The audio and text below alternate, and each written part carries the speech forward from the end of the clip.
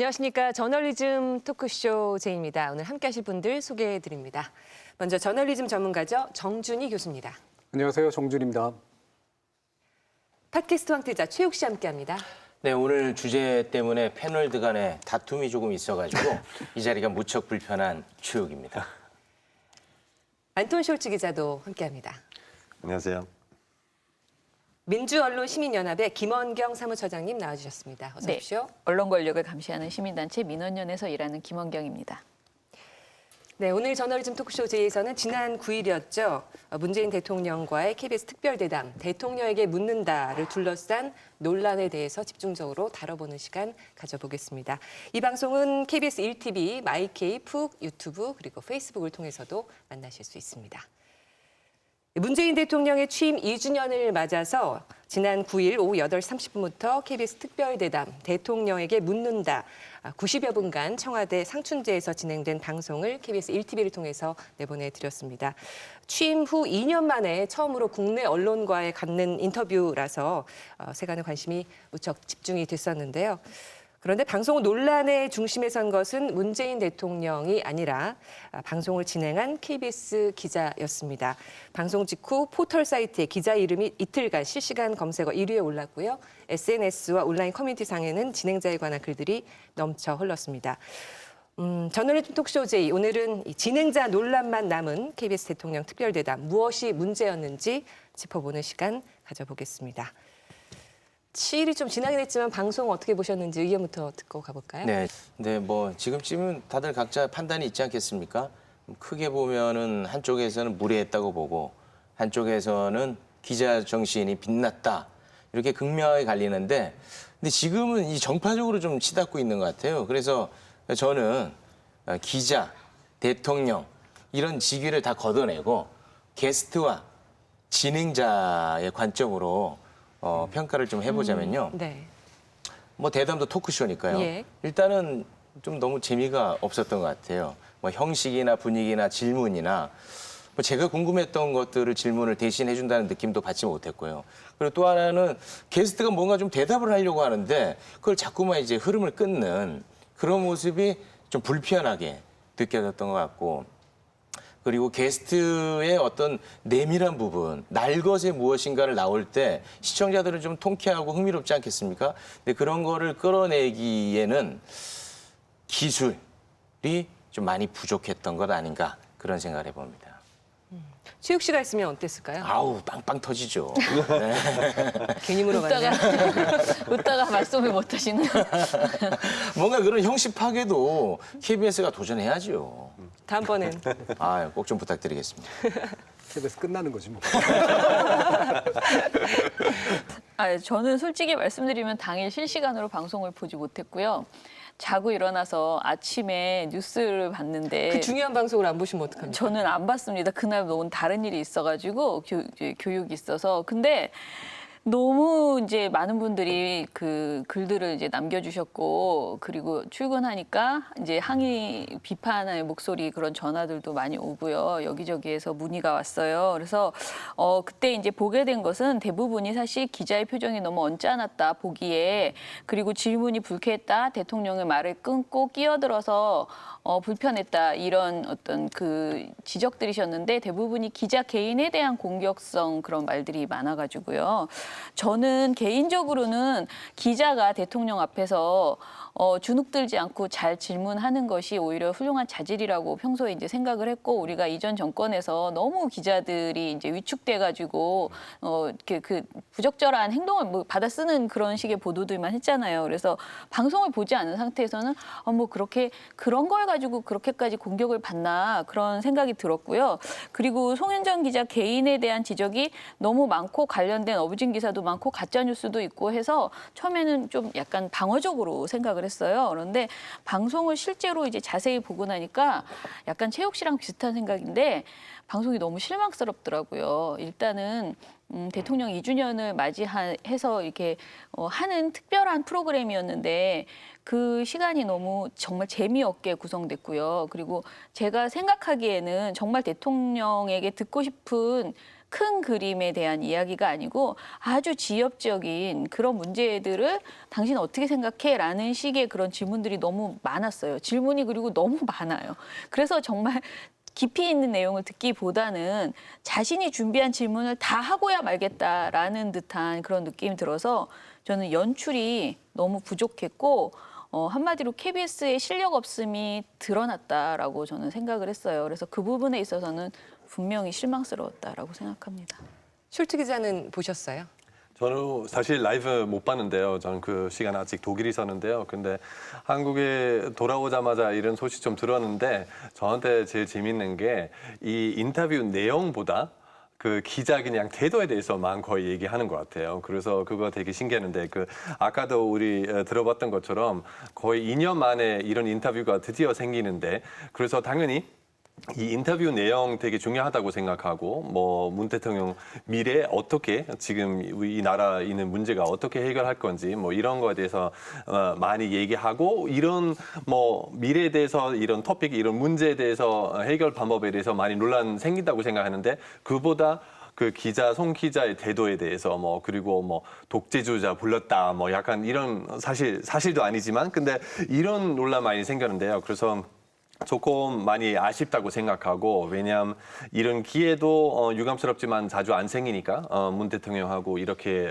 길게도 대화할 수 있는 게 근데 사람들 그냥 중요한 부분에 대해서 집중하지 않고 그냥 그 무례했다는지 무례하지 않았든지 그 부분에 대해서 너무 흥분하는 것 같은데 근데 저희 개인적인 입장으로는 무례하지 않았어요. 그냥 그 당연히 그 한국 문화하고 서양 문화 조금 차이가 있을 수 있는데 이거는 사실 뭐 독일 수준으로 아니면 뭐 미국 수준으로 아주 그 친절한 인터뷰였어요. 그래서 이 뭐 얼굴 계속 뭐 삐진 얼굴 같다고 뭐 약간 화가 난 얼굴 같다고 뭐 이런 얘기 많이 있었는데 근데 인터뷰 보니까 하나도 그러지 않아요. 그냥 뭐 특별히 표현 없어요. 행복하지도 않고 슬프지도 않고 그냥 약간 그런 것 같아요. 그냥 기자 뭐 그 특별히 미리미리 판단하지 않은 얼굴.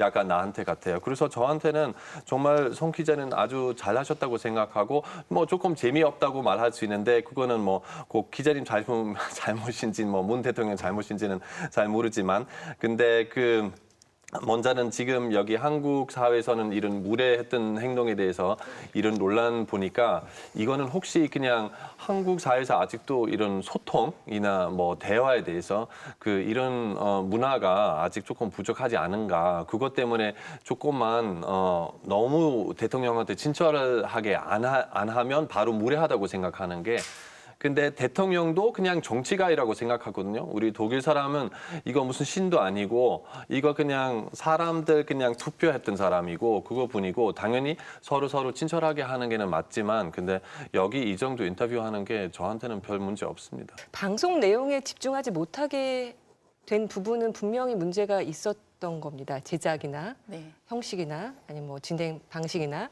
정준 교수님은 네, 뭐 다른 지금까지 얘기 나온 많으실 것 것 같아요. 가지고도 예. 얘기할 게 너무 많은데요. 일단은 저는 그 집에 가면서 라디오로 들었고요. 일단 되게 관심이 많이 갔던 인터뷰였기 때문에 그다음에 집에 도착하자마자는 TV를 틀어놓고 이제 바로 봤어요. 라디오를 들으면서는 전달이 안 되고 있는 것이 굉장히 좀 갑갑했고요. 그러니까 대화가 잘 이루어지고 있다는 사실 느낌이 잘 안 받았고 그래서 TV로 보면 좀 나으려나 했는데 TV는 영상에서 아까 표정 얘기나 이런 거 나왔습니다만 전 뭐 본질적인 부분은 아니라고 생각하나 안 중요한 부분은 아니라고 생각을 하거든요. 그런데 거기에 대한 해석은 굉장히 좀 다른 것 같아요. 저는 그 영상의 구성의 방식이나 그다음에 그걸 보여주는 형태가 상당히 구태의연했고 그다음에 그다지 효과적이지 않았다라고 생각을 하거든요. 그런 면에서 저는 이거를 기자 개인의 문제로 돌리는 것이 아니라 사실은 집권 2년이 지나고 있는 대통령과 굉장히 오랜만에 만나는 거고 대표 공영방송인 KBS가 단독으로 하는 인터뷰잖아요. 당연히 기대감이 생기죠. 많은 사람들이 다양한 방식의 기대감들이 생기는데 기대감이 한껏 높아져 있는 상태에서 그 기대감을 어떤 식으로는 충족시키는 방향이 부족했다라고 하는 평가는 전 내릴 수밖에 없다고 보고요. 그거는 질문의 선정에서부터 영상의 구성, 그다음에 어떤 약간의 시뮬레이션을 해보는 어떤 과정에 이르기까지 KBS가 대표 공영방송으로서 기대받았던 것에 부합하는 방식의 편집은 저는 절대 아니었다라고 이렇게 판단을 하고요. 여기 또 한 가지 덧붙이고 싶은 거는 그러니까 이거를 그 특정 극렬 지지자들의 부정적 반응의 문제로 좁혀서 해석하는 것은 전 상당히 위험하다라고 봐요. 이거는 지지자든 그렇지 않든 간에 굉장히 또 다른 방식으로 나올 수도 있는 거고요.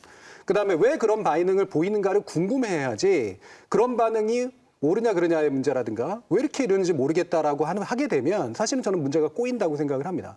어떤 집단이든 간에 그 어떤 이유에서든 간에 뭔가 불편함에 대한 표현들이 있다면 도대체 어떤 기대가 충족되지 못했기 때문에 이와 같은 반응들이 나오는가에 집중을 하는 게 좀 맞다고 보고요.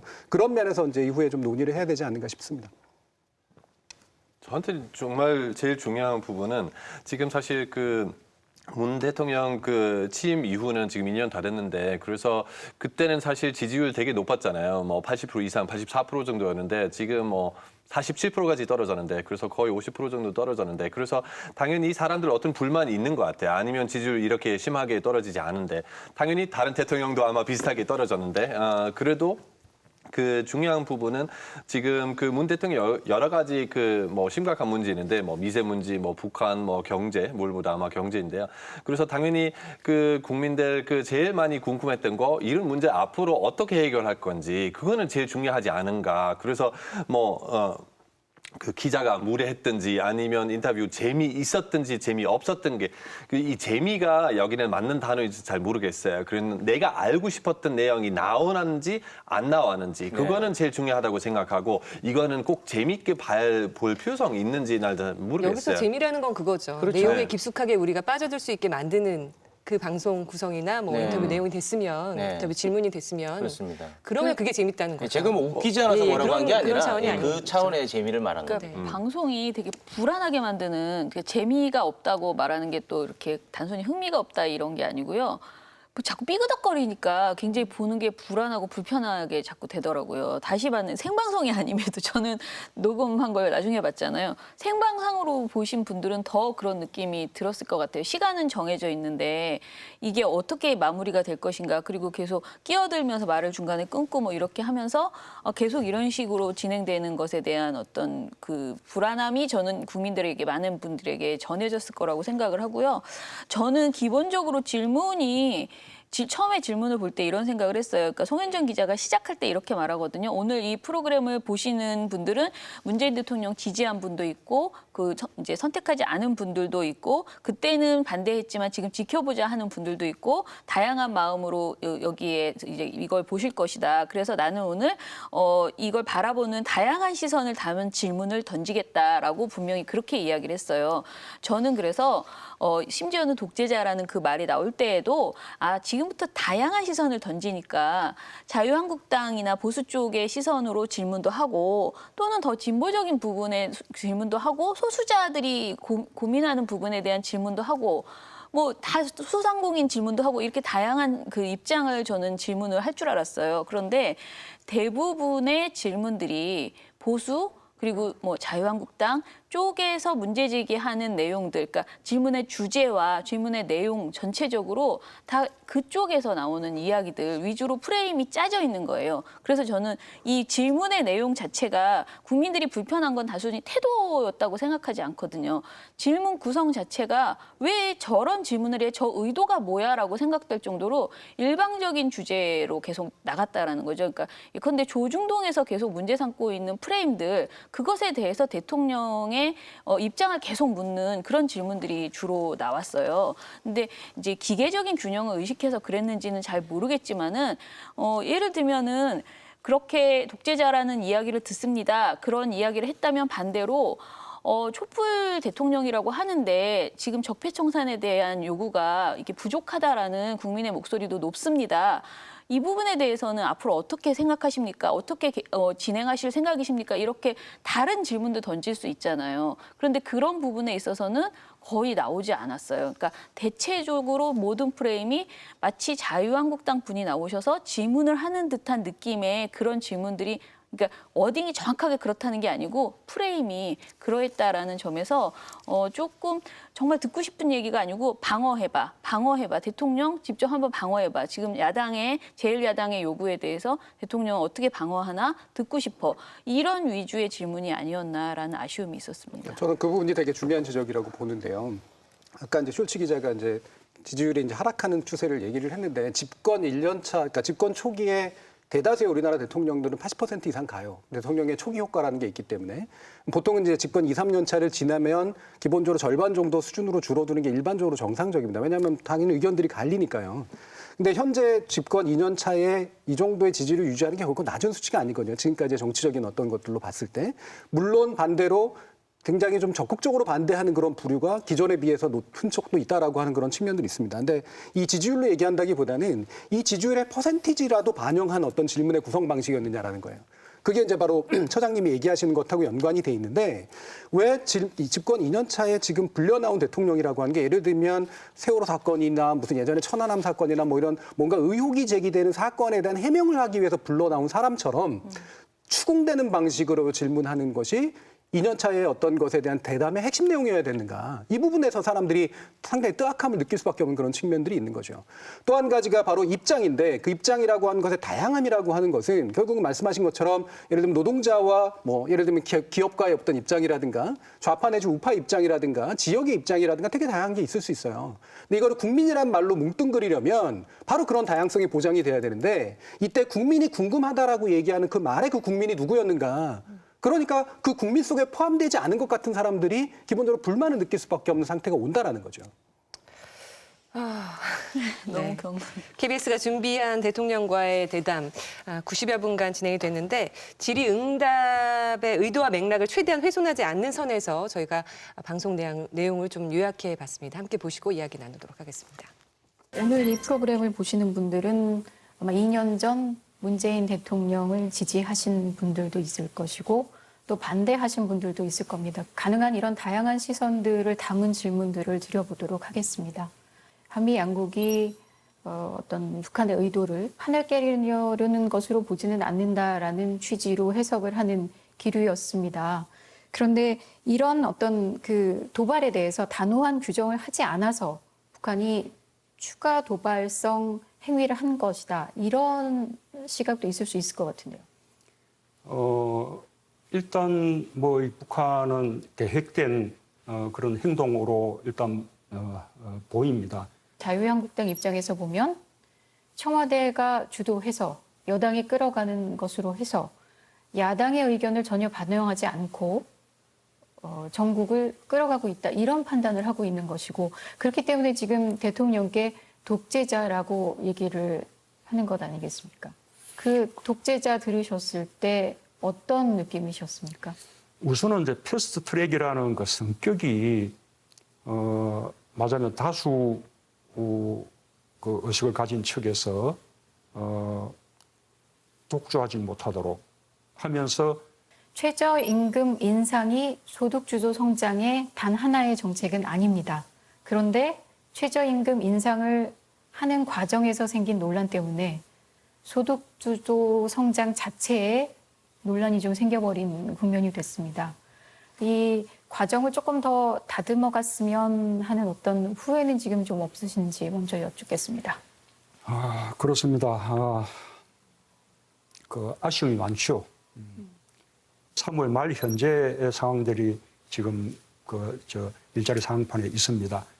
수출은 4월 달까지 표현되고 있고요. 네. 어쨌든 요즘은 조금 자세히 설명해 주실 필요는 요즘은 없을 조금 것 같고요. 낫습니다. 왜냐하면 2월, 3월에 고정 사정이 조금 더 좋아졌기 때문에 대통령 행보 중에 인상 깊었던 한 장면을 꼽으라면 5.18 민주화 운동 기념식장에서 유족을 위로해 주신 장면이 하나 있을 것 같습니다. 그때 사람들이 같이 눈물을 흘렸던 것은 대통령에게서 공감을 읽었기 때문이라고 저는 생각을 합니다. 그런데 경제가 심리여서 그런지는 모르겠습니다만 이 수치는 괜찮고 괜찮아질 거다라고 말씀을 해주셨습니다만 이런 것들이 사실 실생활에서 어려움을 겪고 있는 국민들에게는 와닿지가 않습니다. 그래서 우리는 답답한데 왜 대통령께서는 괜찮다고 할까? 이런 인식의 괴리 문제를 요즘 많이들 얘기를 하시거든요. 그 말씀은 뭐 충분히 이해를 할 수 있는데요. 지난번 원로들과의 대화 때도 이용구 전 총리께서 지금 우리가 지금 이제 우리 앞에서 벌어지고 있는 일들은 과거 한 70년간 우리가 크게 성공해왔기 때문에 생길 일들이다. 그런 말씀들을 하셨는데. 네, 지난 9일에 있었던 KBS의 문재인 대통령 취임 2주년 특집 대담 내용, 주요 내용 좀 요약해서 전해드렸습니다. 방송이 나간 후에 KBS 시청자 상담실에는 비난 의견이 쇄도했습니다. 지난 13일 KBS 시청자 상담실에서 공개한 시청자 상담 1일 보고서에 따르면 대담 방송 다음 날인 10일부터 13일 총 상담 건수 3,200건 가운데 1,300여 건이 비판적인 의견이었습니다. 내용을 좀 소개해드리면 문재인 대통령 취임 2주년을 맞아 KBS 기자가 대담 형식의 인터뷰를 진행했다. 그런데 진행자가 대통령의 답변을 끊고 기습 질문을 던지는 등 몇몇 장면에서 무례한 태도를 보였다. 또 국민들의 많은 관심 속에서 진행된 대담이었던 만큼 실망도 컸다. 앞으로는 보다 신중하고 공정한 자세를 취해주기 바란다. 이런 내용도 담겨 있었습니다. 또 시청자 상담실과 별도로 KBS가 운영하고 있는 시청자 권익센터에서 의견이 올라왔는데요. 기자와 제작진의 사과를 요구하는 관련 글이 200여 개가 올라왔습니다. 이 중에 내용을 좀 살펴보면 대통령 지지자들을 이쪽 저쪽으로 편가르게 하며 정당한 시청자의 항의를 비웃는 기자들의 중징계를 청원합니다라는 글 동의수 8,000명에 육박했고요. 문재인 정부 2주년 대담 프로그램의 진행자의 질문 수준과 대화 방식에 대해 질문합니다라는 글의 동의수는 16,000명을 넘었습니다. 지금부터 좀 진행자의 태도, 뭐 질문 내용, 준비 과정, 제작 방식 이런 부분에 대해서 이야기를 나눠보겠습니다. 일단 태도 논란에 대해서 의견 좀 들어볼까요? 네, 뭐 의미 있고 깊은 얘기는 뭐 이쪽에서 다 하시면 될 것 같고요. 네. 제가 소소한 얘기를 좀 하자면은 아까 계속 얘기가 나왔는데 그 대답을 다 듣기 전에 이게 중간중간에 끊는 모습이 많이 나오지 않았습니까? 그래서 온라인 커뮤니티에서 몇 번이나 끊었는지 그 횟수에 대한 이야기가 사실 화제가 되고 있거든요. 그래서 이와 관련한 팩트 체크를 한 인터넷 매체가 있었어요. 별걸 좀 다 아는 것 같은데 20번 안팎으로 팩트 체크가 되었습니다. 좀 민망하네요. 근데 제가 한 게 아니에요. 이게 이제 생방송이고 뒤로 갈수록 더 많이 끊잖아요. 더 많이 끼어들고. 근데 생방송인데 아까 이야기한 것처럼 본인이 이제 생각한 질문은 있고 본인이 생각한 대답이 아닌 다른 쪽으로 나가면은 빨리 이제 틀어서 내가 듣고 싶은 질문, 그러니까 질문으로 돌아가게 하고 싶어서 이렇게 하는 건데 사실 뭐 유명한 앵커들도 충분히 그렇게 끼어들어서 이야기를 할 수 있고 뭐 그런 부분에 있어서 무조건 끼어들었다고 해서 아니다라고 생각은 저는 이게 종합적으로 시청자들이 판단한 것이지 그냥 단순히 끼어들어서 얼굴을 찌푸려서 이렇게 판단한 것은 분명히 아니라고 저는 생각을 그러니까 하고요. 예를 들어서 네. 잘못된 길로 가면은 끊어서 원래 길로 갖다 놓는 거는 뭐 진행자 역할이라고 할 수 있는데 도대체 왜 끊는지 모르는 경우가 많았어요. 그 정리를 하려는 것도 아니고 도대체 왜 끊는 건가? 저도 좀 의아한 부분들이 굉장히 많더라고요. 뭐 먼저는 이거는 그 생방송 인터뷰였잖아요. 그래서 생방송 인터뷰 무조건 어떤 타임 리미트 있잖아요. 그래서 당연히 기자는 어느 정도 듣고 싶은 말이 있고 원래 아니면 어떤 특별한 대답 원하는 경우가 많잖아요. 그래서 아까도 말씀하신 대로 뭐 그냥 조금 다른 방향으로 만약에 특히 정치가들 자기 뭐 제대로 잘 안 되는 일보다 오히려는 잘하는 일에 대해서 계속 얘기하고 싶어요. 그래서 인터뷰 할 때마다 항상 똑같아요. 그냥 문제점에 대해서 얘기하고 이런 문제점도 있는데 사실 그보다 훨씬 더 중요한 이야기는 따따따따따 갑자기 완전히 다른 방향으로 가고 싶어요. 그래서 기자는 그때는 좀 말 좀 끊고 아니 그거는 질문 아니었고 약간 이런 거였어요. 그래서 뭐 여기는 20번 뭐 말을 끊겨는 게 이야기 있는데 근데 1시간 반 인터뷰였거든요. 만약에 독일 방송국 한번 보시고 아니면 뭐 미국 방송 CNN 한번 보시면 아마 5분 인터뷰에서는 20번 정도는 뭐 대통령 끊을 경우도 있을 수도 있거든요. 그래서 이거는 정말 서양 스탠다드와 비하면 아주 친절한 인터뷰였고 그리고 당연히 지금 뭐 논란할 수 있는 게 뭐 꼭 항상 모든 말을 끝났을 때 이거 꼭 필요하는지 아닌지 그런 대화 할 수 있는데 왜 사람들 이런 디테일에 대해서 이렇게 많이 집착하는지 저는 잘 이해 못하고 아마 뭐 한국 사람 아니기 때문에 뭐 그럴 수도 있지만 근데 약간 뭐 한국 사람들 꼭 뭐 서양 스탠다드는 1:1 카피할 필요성 없고 여기를 꼭 뭐 독일식으로 해야 되는 게 아니지만 근데 약간 많이 문화 영향도 있기 때문에 그래서 약간 이런 제가 항상 말하는 게 이런 토론 문화 대화하는 문화가 여기는 한국에서 조금 더 개발해야 되고 그래서 가끔 말 끊고 이거 꼭 뭐 불친절한 행동 아니고 가끔 필요한 행동이라고 생각해요. 이제 문화적 차이는 일단 인정을 하는 게 맞는 것 같고요. 두 번째로는 사실은 저도 뭐 서양이나 영미권이나 이런 것들의 수많은 대담들을 봤기 때문에 그것을 하나로 평가할 수 없다라고 생각을 하는데 중요한 거는 말을 끊는 것의 기능성이잖아요. 잠깐 최욱 씨가 그런 얘기를 했습니다만 일단 기본적으로 잘 안 들렸거나 해서 확인해야 될 필요가 있는 경우 중요한 사실, 그죠? 그다음에 틀린 사실을 얘기할 경우 교정, 그죠? 그다음에 일부러 의도적으로 귀를 피할 경우 회피하는 것들을 다시 잡아놓는 경우. 그다음에 결과적으로 뭔가 되게 지나친 수사를 사용했을 때 그 수사를 좀 더 담백한 언어로 바꾸는 경우 이런 것들이에요. 저도 그런 식의 인터뷰들을 많이 하기 때문에 저는 상당히 제한적으로 말을 끊지만 대부분 이런 방식으로 씁니다. 근데 들어보시면 기본적으로 처음에 그 말을 끊는 만큼 뒤로 갈수록 말을 끊는 것의 빈도들이 많아지는 게 단순히 빈도의 문제가 아니라 기본적으로 이 태도가 정당하지 못한 느낌을 자꾸 이제 강화시켜 나가는 그런 방향으로 가요. 예를 들면 저는 문 대통령과의 얘기 속에서 문 대통령의 스타일 자체가 기본적으로 정치적 수사가 화려한 사람이 아니에요. 지금 다른 모든 정치인들하고 비교해 보면 기본적으로 말이 많거나 수사가 화려한 사람이 아닙니다. 대답들도 보시면 기본적으로 되게 좀 짧아요. 예. 그래서 생각보다 빨리 끝나는 경우도 있고 그러니까 다시 질문하고 이런 경우들이 많아요. 즉 화려한 수사라든가 어떤 회피라든가 이런 것 때문에 끊을 이유는 별로 없었던 상태. 기껏해야 인정할 수 있는 건 이런 거죠. 예를 들면 아까 나왔던 것 중에 우리나라 경제 지표가 별로 안 좋다라고 하는 인식에 대해서 거시적으로는 좋다라고 본다라고 하는 의견 차이가 있을 수 있고 수치로 통해서 확인할 필요가 있거든요.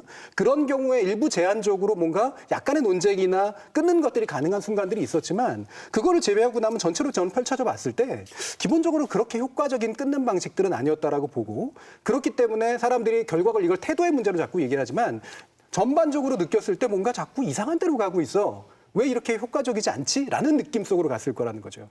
그러니까 이 끊는 거에 대한 비판이 나올 때 누군가는 감히 대통령이 말하는데 끊어? 라고 생각하는 사람들이 있는 것 같은데 전혀 그건 아닙니다. 그 부분은 그다지 신경 쓸 필요가 없는 그건 아니고 그냥 그 자리에 그냥 누가 앉아 있더라도 이런 식의 인터뷰는 그냥 자체로 직관적으로 불편한 거거든요. 왜냐하면 방금 계속 설명을 하셨지만 그 끊는 것에 역할이 전혀 없었다는 거죠. 오히려 방해만 줬다는 거죠. 그리고 또 한 가지는 이게 2년차 대담이라고 하는 게 상당히 중요한 형식이에요. 그러니까 없었잖아요. 지금 1년 때 기자회견하고 2년 동안 사실은 문 대통령 기자는 했어야 되느냐 말았어야 되느냐 문제는 일단 논의를 하고 굉장히 중요한 순간이란 말이죠. 그러면 여기서는 제가 아까도 말씀드렸지만 세월호 사건이나 이런 것들처럼 당장 정부가 뭔가 숨기고 있거나 뭔가 잘못을 저지르고 있다라고 많은 사람들이 의심을 하고 있을 때 등장했을 때 그때 뭔가 자꾸 이렇게 좀 격렬하게 싸워줘야죠. 이제 그럴 때는 지난 정부에서 그러지 않았기 때문에 문제가 생긴 거 아닙니까? 근데 지금 같은 조건은 사실은 엄청나게 많은 안들을 데리고 와서 그 중에 정말 중요하다고 싶은 것들을 얘기해야 되는 그런 상황이에요. 근데 이게 약간 추궁하듯이 자꾸 이제 들어가는 방향이 된 건 왜 그럴까? 사실 이제 그런 생각이 드는 거죠. 저는 이게 현재의 대담을 좀 오해하지 않았나라는 그런 생각이 들어요. 컨셉을 오해했다. 저는 일단은 그 가장 논란이 된 그 독재자 발언 어떻게 보시는지 궁금한데 저는 사실 다른 거는 다 어떻게 저떻게 넘어가는 이 독재자 발언을 한 것은 좀 부적절했다. 분명하게 이 질문이 부적절했다. 이 질문, 이 보십니까? 발언은라고 생각하는데요. 왜냐하면은 일단 문재인 대통령에게 독재자라고 한 것은 이제 한마디로 자유한국당의 정치적인 구호거든요. 그런데 그 자유한국당이 이제 패스트트랙 안건 이런 저지 때문에 앞으로도 계속 이런 과도한 표현을 이제 내놓을 수 있을 거예요. 그런데 이제 기자가 대통령 대담에서 이거를 물어봐 독재자라고도 하는데 어떻게 생각하세요? 하면 상식적으로 나올 수 있는 대답이 뻔하다는 거예요. 그럼 대통령이 나 너무 화가 난다. 뭐 그렇게 할 리는 없다는 거죠. 그러니까 정말 어떻게 말씀드려야 될지 뭐라 말씀드려야 될지 모르겠습니다라고 답변을 하셨어요. 여러 가지 얘기를 하면서. 근데 정말 그거 이상의 표현을 하기 답이 필요 없는 질문이었다라는 저는 생각이 들고요. 그렇다면은 그 말을 해서 얻을 수 있는 이익이라는 것은 결국은 기자가 그런 말을 공식석상에서는 올렸다는 거죠. 당신이 독재자란 소리를 듣고 있다. 그리고 그것이 이렇게 질의에서 해야 될 정도로 보편화된 정서인 것처럼 그렇게 이야기해버리는 효과를 준다라고 생각을 해요. 그러니까 이 대담은 대통령의 발언도 하나의 콘텐츠지만 기자가 하는 그 질문 하나하나가 이게 기자가 지금 대통령 2년 만에 나온 대통령에게 하는 질문의 내용이 무엇인가 그거 자체도 굉장히 의미 있는 콘텐츠거든요. 그냥 아무거나 물어보는 게 아니고 정말 국민의 의견을 잘 모아서 묻는 그런 질문이어야 되는데 과연 이 독재자라는 질문을 물을 정도로 지금 우리 상황이 대통령에 대해서 독재자라고 생각하고 있는가 이것도 동의했을 때 그런 질문을 해야 되는 것 아닌가 이런 생각이 들어서 정말 이것은 부적절한 표현을 그대로 질문에서 사용했다라는 그런 아쉬움이 있습니다. 하나만 제가 덧붙이겠습니다. 요 방송을 보고 일일이 제가 다 써왔는데요. 네.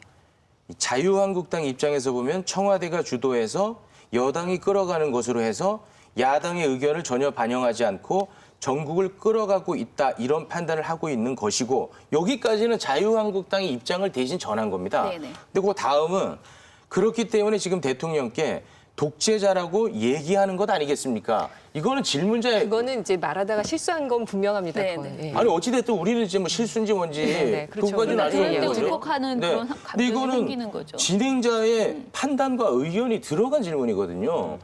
그렇기 때문에 무척이나 불편한 거죠. 그 의도는 그게 아니었을 거는 분명한데 제가 알기로는 그러니까 이 부분은 방송, 예. 사실은 그렇기 때문에가 이제 자유한국당은 그렇게 판단하기 때문에 자꾸 독재자라고 얘기하는 독재자라는 거겠죠? 표현까지 라고 하는 것까지 네. 이제 인용문이라고 저는 보긴 해요. 하지만 충분히 오해할 수밖에 없는 이 구조상 무책임한 네. 이제 그런 식의 그 질문의 형태였고요. 저는 그래서 두 가지 문제를 지적해야 된다라고 보는데 일단 이게 질문할 거리였느냐. 에서부터 전 잘못됐다라고 봐요. 말씀하신 것처럼 독재라고 하는 거 제가 언어의 오염이라는 표현을 썼는데 독재라고 하는 말은 굉장히 제한적으로 써야 됩니다. 독재가 예를 들면 헌법적으로 주어진 권리를 과도하게 사용할 때 예를 들면은 행정권과 사법권과 입법권이 분리되어 있는데 행정권의 수반자가 입법을 해버린다라든가 사법적 판단까지 내려버리면 그게 독재죠. 두 번째로는 자신만의 권한을 쓰지만 대단히 독단적으로 활용할 때 따라서 견제를 받지 않으려고 할 때 이럴 때 쓰는 용어란 말이에요. 그렇기 때문에 말씀하신 것처럼 현재 문재인 대통령 독재라고 얘기하는 거는 현재 자유한국당이 대단히 즐겨 쓰는 기법이에요. 그러니까 민주주의의 지도자가 아니라 사실은 독재주의자야라는 식의 말들을 하고 싶은 거예요. 그러면 기자의 원칙은 그리고 이 질문자의 원칙은 이 말이 정치적 수사에 해당하는 것인지 아니면 충분한 어떤 분석적 가치를 가지고 있는 것이든 판단을 해야 되고 판단상 아니라고 생각한다면 질문할 필요가 없는 겁니다. 근데 두 번째로, 근데 질문을 만약에 한다면 인용문의 형태가 명확해야 되는데요. 저는 이거를 다른 질문하고 연관시켜서 얘기해 볼게요.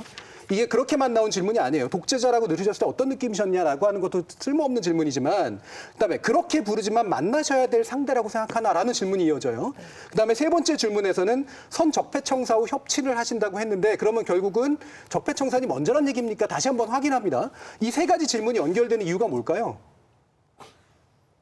독재자라고 부를 정도로 상대는 이렇게 당신을 몰아붙이고 있기 때문에 상종하지 못할 어떤 정치적 당파라고 생각하고 안 만나시는 겁니까? 이 얘기란 말이에요. 이 질문의 세 가지 형태의 질문이라고 하는 건. 그렇다면 이게 단순한 독재자의 질문으로 끝나는 것이 아니라 기본적으로 대통령이 왜 안 만나고 있느냐를 추궁하고 있는 것이지 실제로 대화의 어떤 형태라고 했을 때 거기에 수많은 잘못들은 여러 당파들에서 있을 수가 있음에도 불구하고 왜 대통령 당신은 당신을 저렇게 몰아붙이고 있는데 그래서 안 만나는 겁니까? 이런 식의 얘기로 결국은 끌고 가고 있다는 것이죠. 저는 이 질문까지 함께 포함해서 봐야 된다고 생각해요.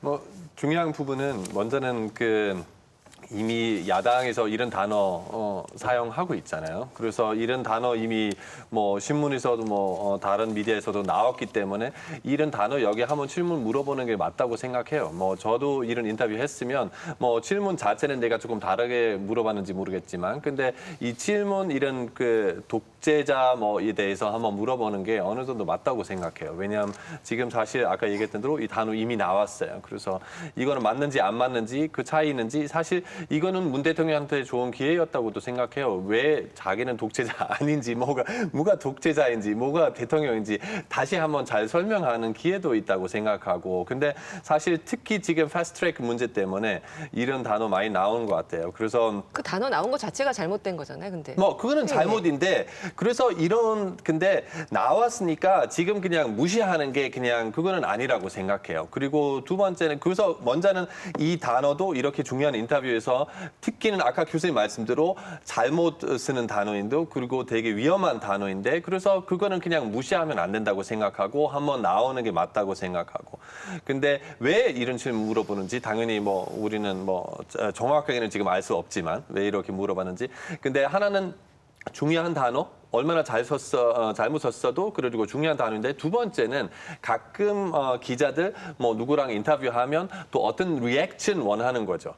사실 그냥 대답만 원하는 게 아니고 약간 그 사람 뭐 화가 나게 만드는 게 뭐 그거는 잘 모르겠지만 근데 어떻게 조금 뭐 살짝 어떤 충격 주고 싶은 게 그런 것도 있어요 사실.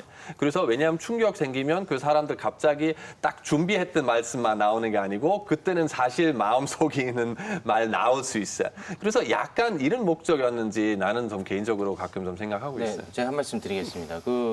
자유한국당에서 독재자라는 표현을 쓰고 있기 때문에 그거 질문하는 것은 그게 나쁘지 않다라고 하셨는데 그 얼마 전에 나경원 자유한국당 원내대표가 극우 사이트에서 문재인 대통령 지지자를 일컫는 말인 달창이라는 표현을 써서 논란이 됐었잖아요. 그럼 이런 대담에서 문재인 대통령한테 문재인 대통령 지지자를 누군가는 달창이라고 부르는데 거기에 대해서 어떻게 생각하십니까? 라고 물어봐도 되는 겁니까? 뭐 꼭 모든 나오는 인터넷에서 어디 나오는 게 대해서 모든 단어에 대해서 물어보는 게 아니고 근데 우리는 지금 특히 최근에서 그 패스트트랙 문제가 있었기 때문에 그때도 뭐 오래간만 뭐 사실 뭐 정치가든 뭐 그냥 대화하는 게 뿐만 아니라 뭐 서로 싸우고 뭐 이런 문제도 생겼기 때문에 이거는 지금 왜 싸우는지 사람들 그냥 이거는 올바른 민주주의 아니다 뭐 한편은 이렇게 말하고 다른 사람 아니다 이거는 맞다 이거 법 제대로 하는 거예요. 그래서 이거는 아주 큰 문제인데. 이거는 그냥 그 단어뿐만 아니라 약간 이 정치 어떻게 제대로 해야 되는 게에 대해서 사람들 지금 많이 사실 의견이 많이 틀리다고 생각하고 그래서 약간 누구 지지하는 사람 어떻게 불렀는지 뭐 그거는 조금 색다른 이야기라고 생각해요. 그러면 이 부분은 저는 다시 또 이제 약간은 얘기를 할게요. 저는 촌추 기자 왜 그런 얘기를 하는지는 알겠어요. 그러니까 이를테면 이게 독재라고 하는 말이 옳다 생각해서 질문한 게 아니라 지금 독재라는 황당한 용어가 쓰이고 있는데 당사자 입장에서 이 용어가 제대로 쓰이고 있는 거 맞습니까? 라고 질문을 하면 좀 더 여유 있게 이제 문재인 대통령이 굉장히 잘못된 말이고 내 패스트트랙에 관련된 어떤 국회 행동들이나 그건 당이 한 것들이지만 기타의 어떤 의사결정에 관련해서 저는 충분한 준수들을 하고 있고 많은 국민들이 그렇게 생각할 거다라고 이제 얘기를 했으면 좀 더 이렇게 잘 풀렸을 가능성이 있어요. 근데 이게 또 문제가 뭐냐면 그 다음 질문이라고 제가 아까 얘기한 게 그거예요. 예. 그리고 나오면 만약에 좀 더 좋았을 질문들은 그럼 이렇게 사실 어떤 면에서는 그런 식으로 극단적인 용어를 써가면서 대화 자체를 사실 스스로 차단하고 있는 상대 당파를 그래도 어떤 식으로든 대화 상대자라고 보고 끌어들일 생각이 있으십니까? 라는 정도의 질문이면 되는데 그게 아니라 만나셔야 될 상대라고 생각하십니까? 적폐청산하고 나서야 만나겠습니까? 이런 식의 질문이 두 번이나 이어지는 이유가 뭐냐는 거죠. 그럼 이 맥락상으로 결국 보면 자유한국당이라고 하는 데서 얘기하고 있는 이런 것들이 당신을 계속 독재자라고 얘기하는데 계속해서 독재자로 부를 거니 이제 안 말 거야? 이런 식의 어떤 질문들로 결국은 귀결되는 것이 대단히 저는 안 좋은 상황이었다고 봐요.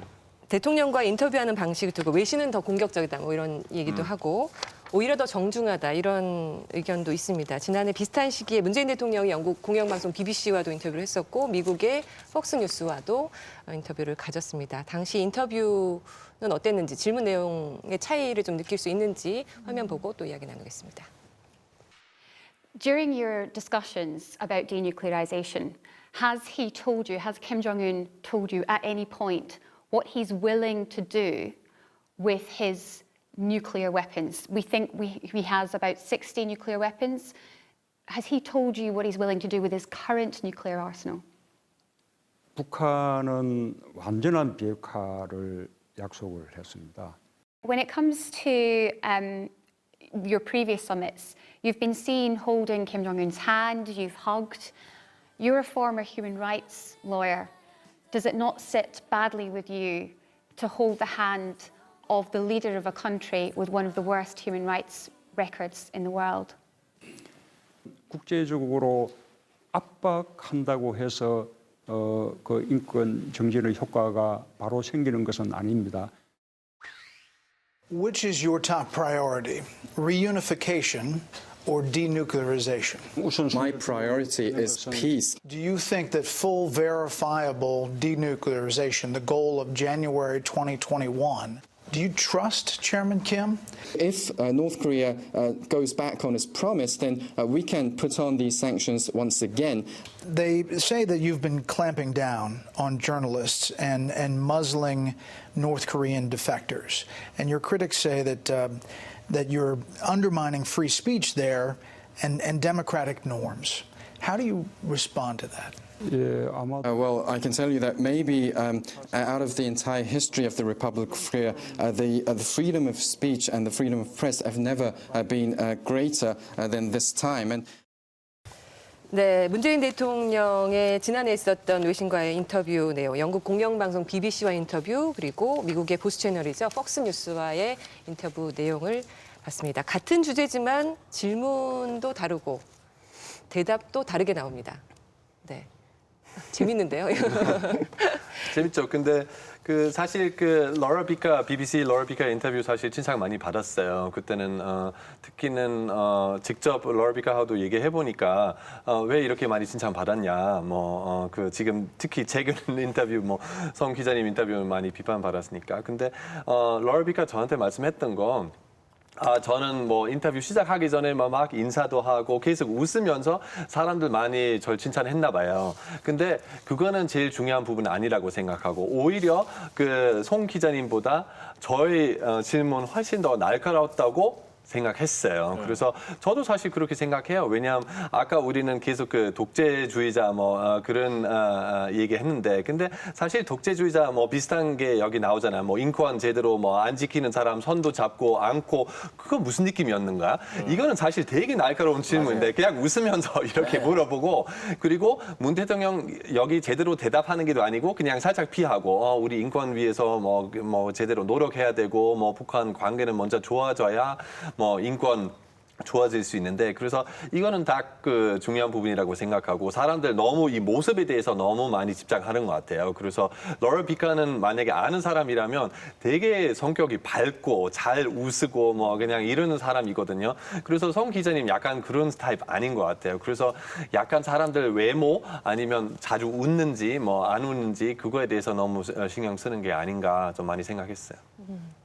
예, 근데 저희가 이 지금 송 기자에 대한 지적들, 이게 댓글들 이런 걸 보면 속이 상하고 화가 나니까 이제 그런 말을 하시겠지만은 표정이 왜 그러냐, 얼굴이라는 표현들이 자꾸 나오거든요. 근데 저는 이게 남자 기자들한테는 통상적으로 그렇게 얼굴 가지고 뭐라고 하는 경우를 저는 별로 본 적이 없어요. 그리고 이번 공격을 보면 가족까지 막 이렇게 신상을 이렇게 해서 남편이 어쩌고 이런 식의 그 이야기들도 막 나오거든요. 저는 이런 공격이 자칫 이분이 여기자이기 때문에 더 심하게 받고 있는 것은 아닌가, 이런 생각이 자꾸 들어요. 저는 그런 생각이 듭니다. 그래서 이게 좀 차분해졌으면 좋겠고, 특히 여성 기자에 대한, 여성 기자이기 때문에 감싸주자 이런 게 아니에요. 지금 이분한테 쏟아지는 비판이 개인에게 너무 치중되어 있고요. 이 프로그램을 만든 KBS 그리고 제작진 전체적인 이 흐름에 대해서 지적을 해야 되는데 너무 개인, 그것도 여성 기자 개인에게 초점이 맞춰져 있는 거, 이것은 다소 폭력적이다라는 생각이 분명히 듭니다. BBC 공영방송의 질문 내용과 폭스뉴스의 질문 스타일과 좀 비교를 해봤으면 좋겠어요. 예. 어떤 차이가 있는지. 네. 일단 눈에 보기에 명확한 차이가 있잖아요. BBC 경우는 상당히 단계적으로 질문을 수위를 높여가면서 결국은 자신이 되게 민감하다고 생각하는 질문을 맨 나중에 이제 매치를 해서 그걸 묘하게 딱 집어넣는 이제 그런 방식을 썼고요.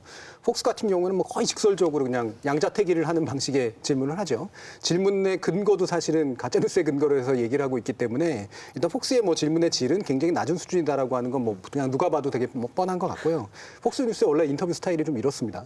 근데 BBC 같은 경우는 이제 상황에 따라 상당히 다른데, 아마도 이제 취임한 지 얼마 안 된 대통령에게, 특히나 이제 인권 변호사이자 그다음에 어떤 촛불혁명을 통해서 집권한 당사자이고 민주주의적인 지도자라고 보기 때문에 주는 어떤 일정한 존중의 바탕을 둬선 이야기를 끌어가려고 했다라는 방식에서 아마 사람들은 그걸 보고 호감을 느꼈을 거라고 생각을 해요. 그럼에도 불구하고 이를테면 민감한 질문을 일부러 뺐느냐? 그렇지 않았다라고 하는 거죠. 그래서 분명히 외신 같은 경우도 외신에 따라서 상당히 차이들이 있고 상황에 따라서도 차이가 있고 상대자가 누구냐에 따라서도 차이가 있다. 이런 부분들에 대해서는 좀 이렇게 좀 갈라서 좀 볼 필요가 있지 않은가라는 생각이 들고요. 제가 이제 외신 관련된 내용은 한 가지 뭐 더 얘기해도 괜찮을지 모르겠는데 일부러 이제 BBC 사례만 조사를 했거든요. 근데 물론 우리가 한 가지 생각해야 되는 건 유럽 같은 경우는 대부분이 의원 내각제잖아요. 의원 내각제이고 물론 대통령제가 일부 결합되어 있는 경우들이 있지만 의원 내각제에서 수상은 행정부의 수반이지만 기본적으로 흔히 말하는 평민들의 대표예요. 그렇기 때문에 우리가 생각하는 국가 원수라고 불리우는 대통령과의 대하는 격이 좀 다릅니다. 그러니까 되게 평범하고 평이하게 대해야 된다라고 하는 그런 게 되게 크고 심지어 이름을 불러가지고 얘기하는 경우도 굉장히 많아요. 그러니까 문화적 차이도 있고 정치 환경의 차이도 있고 아까도 제가 상대방이나 환경의 차이가 있다라고 얘기하는 건 사안별로 실제로 외신 같은 것들이 어떻게 인터뷰를 하는가는 다른 전략들을 취한다라는 측면을 훨씬 더 중요하게 봐야 된다라고 생각합니다. 두 인터뷰를 오직 그 질문의 내용으로만 보면 제가 봤을 때는 이 BBC 같은 경우에는 대통령을 불편하게 했고 폭스는 불쾌하게 한 거 아닌가. 기가 막힌 지적 아닙니까? 불편과 불쾌의 차이. 네. 내용으로 보면은 BBC도 굉장히 불편한 내용 아니겠습니까? 예리하고. 그런 차이를 저는 발견해냈습니다. 먼저 아까 교수님 말씀대로 그 폭스 인터뷰 뭐 실문 수준도 조금 낮고 이것도 아마 시청자 BBC 시청자하고 폭스 시청자 조금 차이가 있어요. 네, 그래서 폭스 보는 사람들 뭐 평균적으로 뭐 교육 수준 조금 더 낮은 편인데요. 그거 상관없이 확실하게는 폭스 인터뷰 되게 좀 불친절했어요. 그 스타일 자체는 거기도 정말 조금 불친절한 느낌이 있는데 근데 하나만 또 말씀하고 싶었는데 왜냐하면 이번은 그 송 기자는 많이 우리 아까도 얘기했던 얘기 많이 나왔던 거 자주 대통령 말을 끊겼어요. 여기는 안 끊겼어요. 근데 그럴 수 없어요. 왜냐하면 먼저 통역 기다려야 되니까. 그렇죠. 그래서 사실 그게 대통령 무슨 말 하는지 사람들 이 사람들 친절해요. 적어도 대통령 말 끝까지 다 들어보고 그럴 수밖에 없어요. 왜냐하면 통역 나올 때까지 뭐 대통령 무슨 말 하는지 하나도 몰랐기 때문에 그럴 수밖에 없어요. 그래서 이런 차이도 있어요. 만약에 사실 그냥 한국말로 바로 대화할 수 있었으면 로라 비카 아니면 그 폭스 리포터가 아마 대통령 말 몇 번 끊었을지도 모르겠어요. 그래서 그 형식도 되게 중요한 게 그래서 만약에 통역이라고 하는 게 있기 때문에 사실은 어쩔 수 없이 밋밋하지만 점잖은 방식으로 진행될 수밖에 없는 게 맞아요. 그렇죠. 그리고 한국어로 대화하게 되면 대담이 대단히 멋있어지거나 대단히 저열해지거나 극단적으로 흐를 가능성이 굉장히 높은 거죠. 그 이번 KBS 대통령과의 특별 대담 방송을 보면서 지금 이 두 예시 중에 BBC 공영방송보다는 팍스뉴스 스타일의 인터뷰 아니었냐, 대담 아니었나 이런 지적도 있거든요. 그 부분에 대해서 어떻게 생각하십니까? 청와대에서 애초에 폭스뉴스와의 인터뷰를 마음에 들어 했다라는 기사가 있어요. 저는 뭐 확인한 바 없지만 지금 중앙일보 보도를 보면은 5월 9일에 문 취임 2주년 기자회견 대신 왜 1대1 대담을 택했을까라는 보도에서요. 현재 그 청와대 핵심 관계자가 현재 국면에서 파편적 질문에 답하는 것보다는 주요 사안에 대한 깊이 있고 솔직한 메시지가 필요하다. 특히 문 대통령이 지난해 보수 성향의 미국 폭스뉴스와의 인터뷰를 한 뒤에 유사한 형식의 대담이 효과적이라고 판단했다. 그리고 당초에는 합리적 보수 인사를 대담자로 정해 토론 형식으로 진행하자는 아이디어에 따라 관련 인사를 섭외해 보려고 했었다.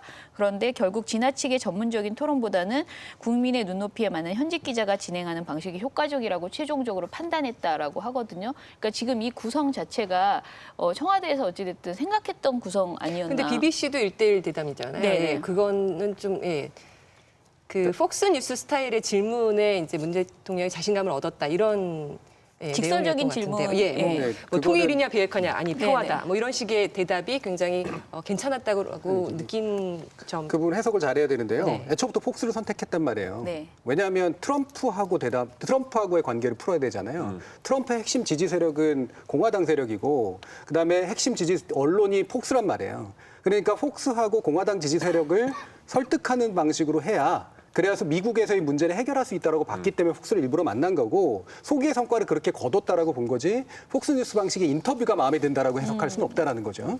두 번째로 그러면 합리적 보수라고 하는 부분들을 왜 선택하려고 했겠느냐. 비슷한 문제의식인 거예요. 그래서 현재 있는 전국들을 해결하기 위해서는 이게 그냥 나하고 친한 사람하고 해서 친하게 그냥 끝나는 것이 아니라 좀 다소 날카롭더라도 반대 의견을 가지고 있는 질문들을 외로 받으면 오해도 불식시키고 그다음에 적극적인 해설도 가능하지 않겠느냐라고 보는 거죠. 그거는 청와대의 전략이나 청와대의 판단으로서는 충분히 가능하고 타당할 수가 있다라는 거예요. 근데 문제는 우리는 공영방송이 선택됐고 공영방송의 기자가 선택이 됐고 따라서 국민들의 기대는 청와대의 어떤 전략이나 기대와는 다르다라고 하는 거죠. 청와대 입장에서도 이렇게 KBS를 선택한 이유면 사람들이 그냥 예상하는 그런 게 아니라 뭐 나중에도 입장을 발표했지만 청와대에서 좀 더 공격적이었어도 좋았을 것이다라고 얘기한 부분이 있었잖아요. KBS지만 공격적으로 질문이 나와도 된다라고 생각을 갖고 그렇죠. 시작했을 부분이 있었을 것 같은데요. 뭐 방금 얘기해 주신 것처럼 너무 뻔히 그런 게 저는 이번에 대담의 결과로 청와대는 그리고 문재인 대통령은 과히 나쁘지 않았다고 생각해요. 왜냐하면 우리가 흔히 얘기하는 것처럼 KBS를 마치 장악하고 막 언론 장악 다 해버리고 방송 장악하고 자기 마음대로 하고 이것이 아니다라고 하는 건 누가 봐도 뻔하게 드러났잖아요, 그죠? 그렇기 때문에 청와대나 문 대통령의 입장에서 보면 물론 좀 더 깊이 있는 해설을 못한 어떤 상황에 대한 아쉬움은 있을 수 있지만 실제로 이 결과가 과히 나쁘지 않다라고 봅니다. 오해를 불식시키고 있었기 때문에 또 한 가지는 그리고 그걸 의도했다라고 이제 볼 수도 있는 거고 그다음에 사실은 그 결과가 약간 다소 불만족스러웠다고 하더라도 실제로 기자를 공격한다거나 KBS를 공격하는 게 좋겠습니까? 정치인의 입장에서 보면은 충분히 괜찮았다, 더 공격적이 좋았다 그러면 이쪽에 대승적인 차원을 보여줄 수 있잖아요. 그러니까 청와대의 반응으로서는 충분히 타당하고 뭐 충분히 전략적으로도 올바른 반응이라고 이제 보는 거죠. 그런데 이제 제가 아까 국민의 기대를 얘기한 건 청와대가 공영방송을 선택하고 공영방송에 예를 들면 보수가 됐건 아니면 기자가 됐건 선택하는 그런 과정 외에 남은 것들은 관여하지 않는 그런 것과 대표 공영방송인 KBS가 선택돼서 질문해 주길 바라는 것에는 격차가 있다는 겁니다. 즉 청와대의 반응이나 청와대의 어떤 판단과는 별개로 국민들이 생각하는 또는 국민들의 일부가 생각하는 부분들에 대한 관심은 따로 필요하다라는 거죠. 그 전에 문재인 정부 전에 기자들이 너무 이제 정부 입장에 맞춰서 그렇게 진행돼 왔다는 것에 대한 어떤 부담감을 지금 기자 입장에서는 가질 수도 있지 당연히 않을까라는 가지죠. 생각을 예. 하거든요. 그래서 오히려 좀 더 강하게 질문을 좀 던져야겠다는 그런 생각을 가질 수도 있다고 보는데. 그렇죠. 방금 같은 이제 이런 청와대와의 교류, 청와대에서의 교류는 예를 들어 판을 짜는 게 아니라 말 그대로 읽었을 거 아니에요. 그러니까 좀 더 날카로운 질문을 해주길 바라는구나. 그냥 대충 스리슬쩍 넘어가길 바라는 건 아니구나. 그다음에 KBS가 마치 막 질문 같은 거 다 청와대하고 조율해서 하는 것처럼 하지 않길 바라는구나라는 시그널을 받았을 거란 말이에요. 그랬기 때문에 준비를 했겠죠. 그래서 저는 KBS가 상당 부분은 좀 더 공격적으로 해야겠다라는 판단으로 움직였을 거라고 생각을 해요. 근데 거기서 저는 한 번의 실수가 있었다라고 보는데 그 과정에서 지나치게 자유한국당적 프레임으로 자신을 집어넣어 버렸다는 거예요. 굳이 그러지 않아도 되는데 날카롭거나 어려운 질문을 하는 방식이 반드시 보수 중에서도 특정 보수 세력 또는 지나친 정치적 수사에 의해서 얽매여버린 어떤 질문들에 갇힐 필요가 없는데 그쪽으로 너무 들어가서 갇혀버리니까 실질적으로는 사실은 국민들의 관점에서 보면 뭐가 대변되고 있는 건지라고 하는 어떤 의구심이 들 수밖에 없는 상태가 된 거죠. 근데 문제는 사실 최근에서도 이 프로그램에서도 몇 번 우리 얘기했는데 약간 이런 불만도 있잖아요. KBS 너무 문 대통령 편이다. 뭐 그냥 문 대통령 하는 일 다 좋고 뭐 그리고 특히는 보수적인 미디어는 뭐 이런 불만이 많이 있잖아요. 그래서 아마 KBS 이런 인터뷰 통해서 조금 아까 교수님 말대로 조금 더 날카롭게 한번 이런 모습도 한번 보여줘야 우리는 무조건 뭐 문 대통령 편 아니다.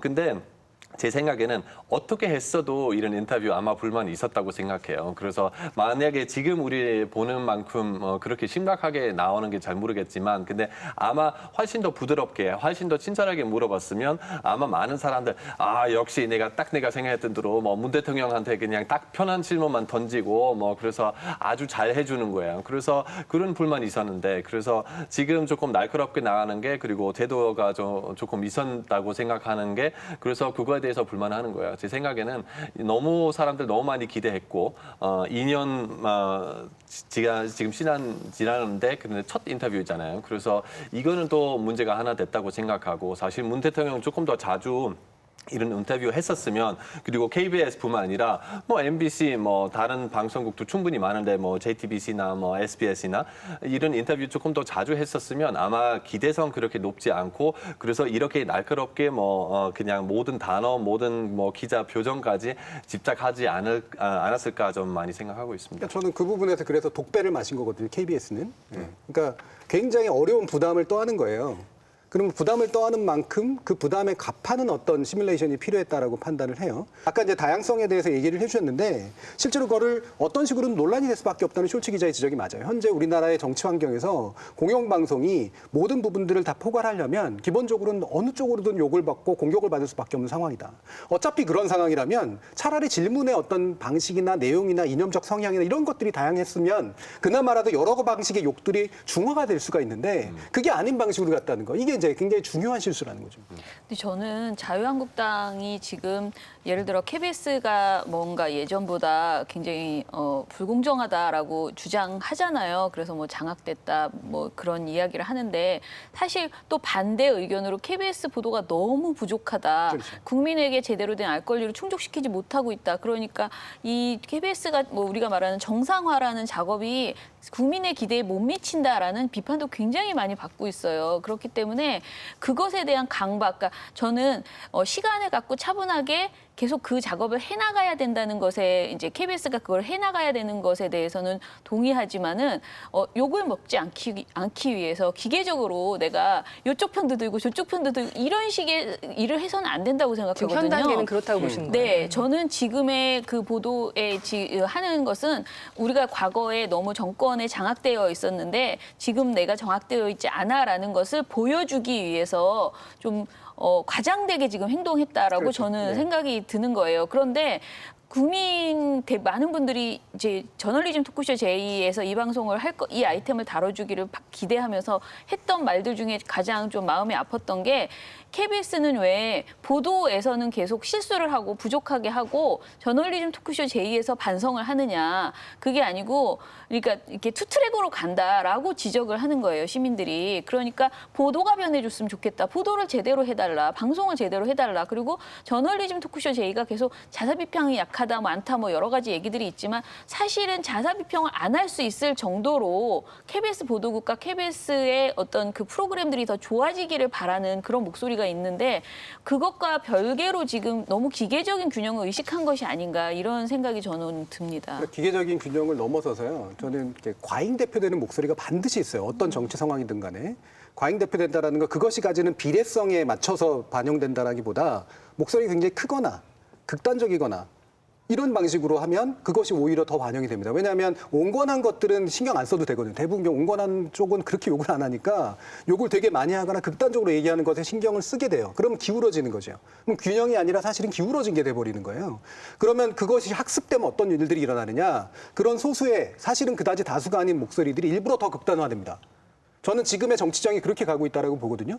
사실 아까 독재 같은 발언도 마찬가지인데 웬만하게 정상적인 방식으로는 자신의 스탠스를 얻을 수 없으니까 일부러 더 반대쪽으로 하면 그러면 중심이 이쪽으로 이동해버리거든요. 그럼 자기 쪽에 좀 더 끌려오는 상태가 되는 거죠. 저는 이렇게 과잉 대표되는 목소리에 현재의 KBS가 어떤 방식으로든 귀를 더 많이 기울이고 있는 상태가 됐다라고 보는 거예요. 시청자 기대치에 많이 못 미친 이번 대통령과의 특별 대담 방송과 관련해서 KBS 양승동 사장이 기자간담회를 통해서 입장을 밝혔습니다. 그래서 본인도 많이 부담스러워하고 있고 또 좀 그 내용 자체에 대해서 포커스가 가야 되는데 그런 좀 안타까움이 사실은 있습니다. 근데 그게 오늘 아침에 어디 기사를 보니까 기자는 칭찬받는 직업이 아니다 이렇게 이런 글귀가 있던데 아마 많은 기자분들은 좀 그런 상황을 이해를 좀 해주실 것으로 생각되고 KBS 공영미디어 연구소에서 얼마 전에 이제 조사를 했는데 국민 60%가 여전히 우리 한국 언론에 대해서 불신을 하고 있다. 그런 상황 속에서 KBS 공영방송이 좀 이런 이제 시도를 했는데 어느 정도 좀 숙명처럼 이런 그 비판을 받고 있구나 뭐 개인적으로는 이런 생각도 했습니다. KBS가 국민의 신뢰를 회복하기 위한 회복해서 거듭나기 위한 그런 성장통으로 생각을 하겠습니다. 제작 1본부장 이번 방송과 관련돼서 제작과 관련돼서 심야 토론팀에서 2달 전 청와대 요청을 했는데 취임 2주년 대담 프로그램을 하자고 했는데 임박해서 답이 왔다. 그래서 급하게 준비를 했다며 우리는 여러 국민들과 직접 대담을 원했고 청와대 측에서는 1대1 대담을 원했다. 그 과정에서 토론을 오래 했는데 청와대 측은 과거에 대통령과의 대화가 매우 형식적이어서 이번에는 가능하면 대통령의 속내를 충분히 얘기하자는 의견을 가지고 있었다고 설명을 했습니다. 또 송 기자는 노무현 대통령 당시 청와대 출입기자여서 문재인 대통령과 인연이 있었다. 현재 국회 팀장이고 오랫동안 정치부에서 일해 가장 적임자라고 생각했다. 조금 아쉬웠던 것은 생방송 경험이 부족해서 긴장을 한다든지 표정 관리를 프로답게 못한 것은 사실이다라고 전했습니다.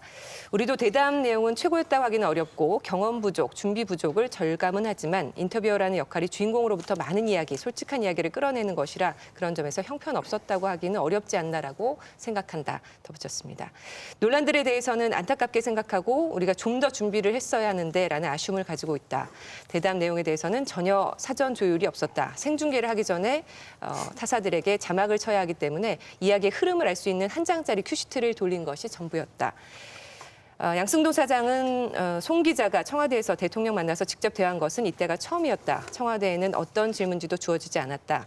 송 기자도 시나리오 없이 키워드만 적힌 메모지를 가지고 방송을 진행했다며 송 기자에게 과도하게 포커스가 가는 것은 본인도 부담이다. 그 내용 자체에 대해 포커스가 가야 하는데 안타까움이 있다라고 덧붙였습니다. 어떻게 들으셨는지요? 네.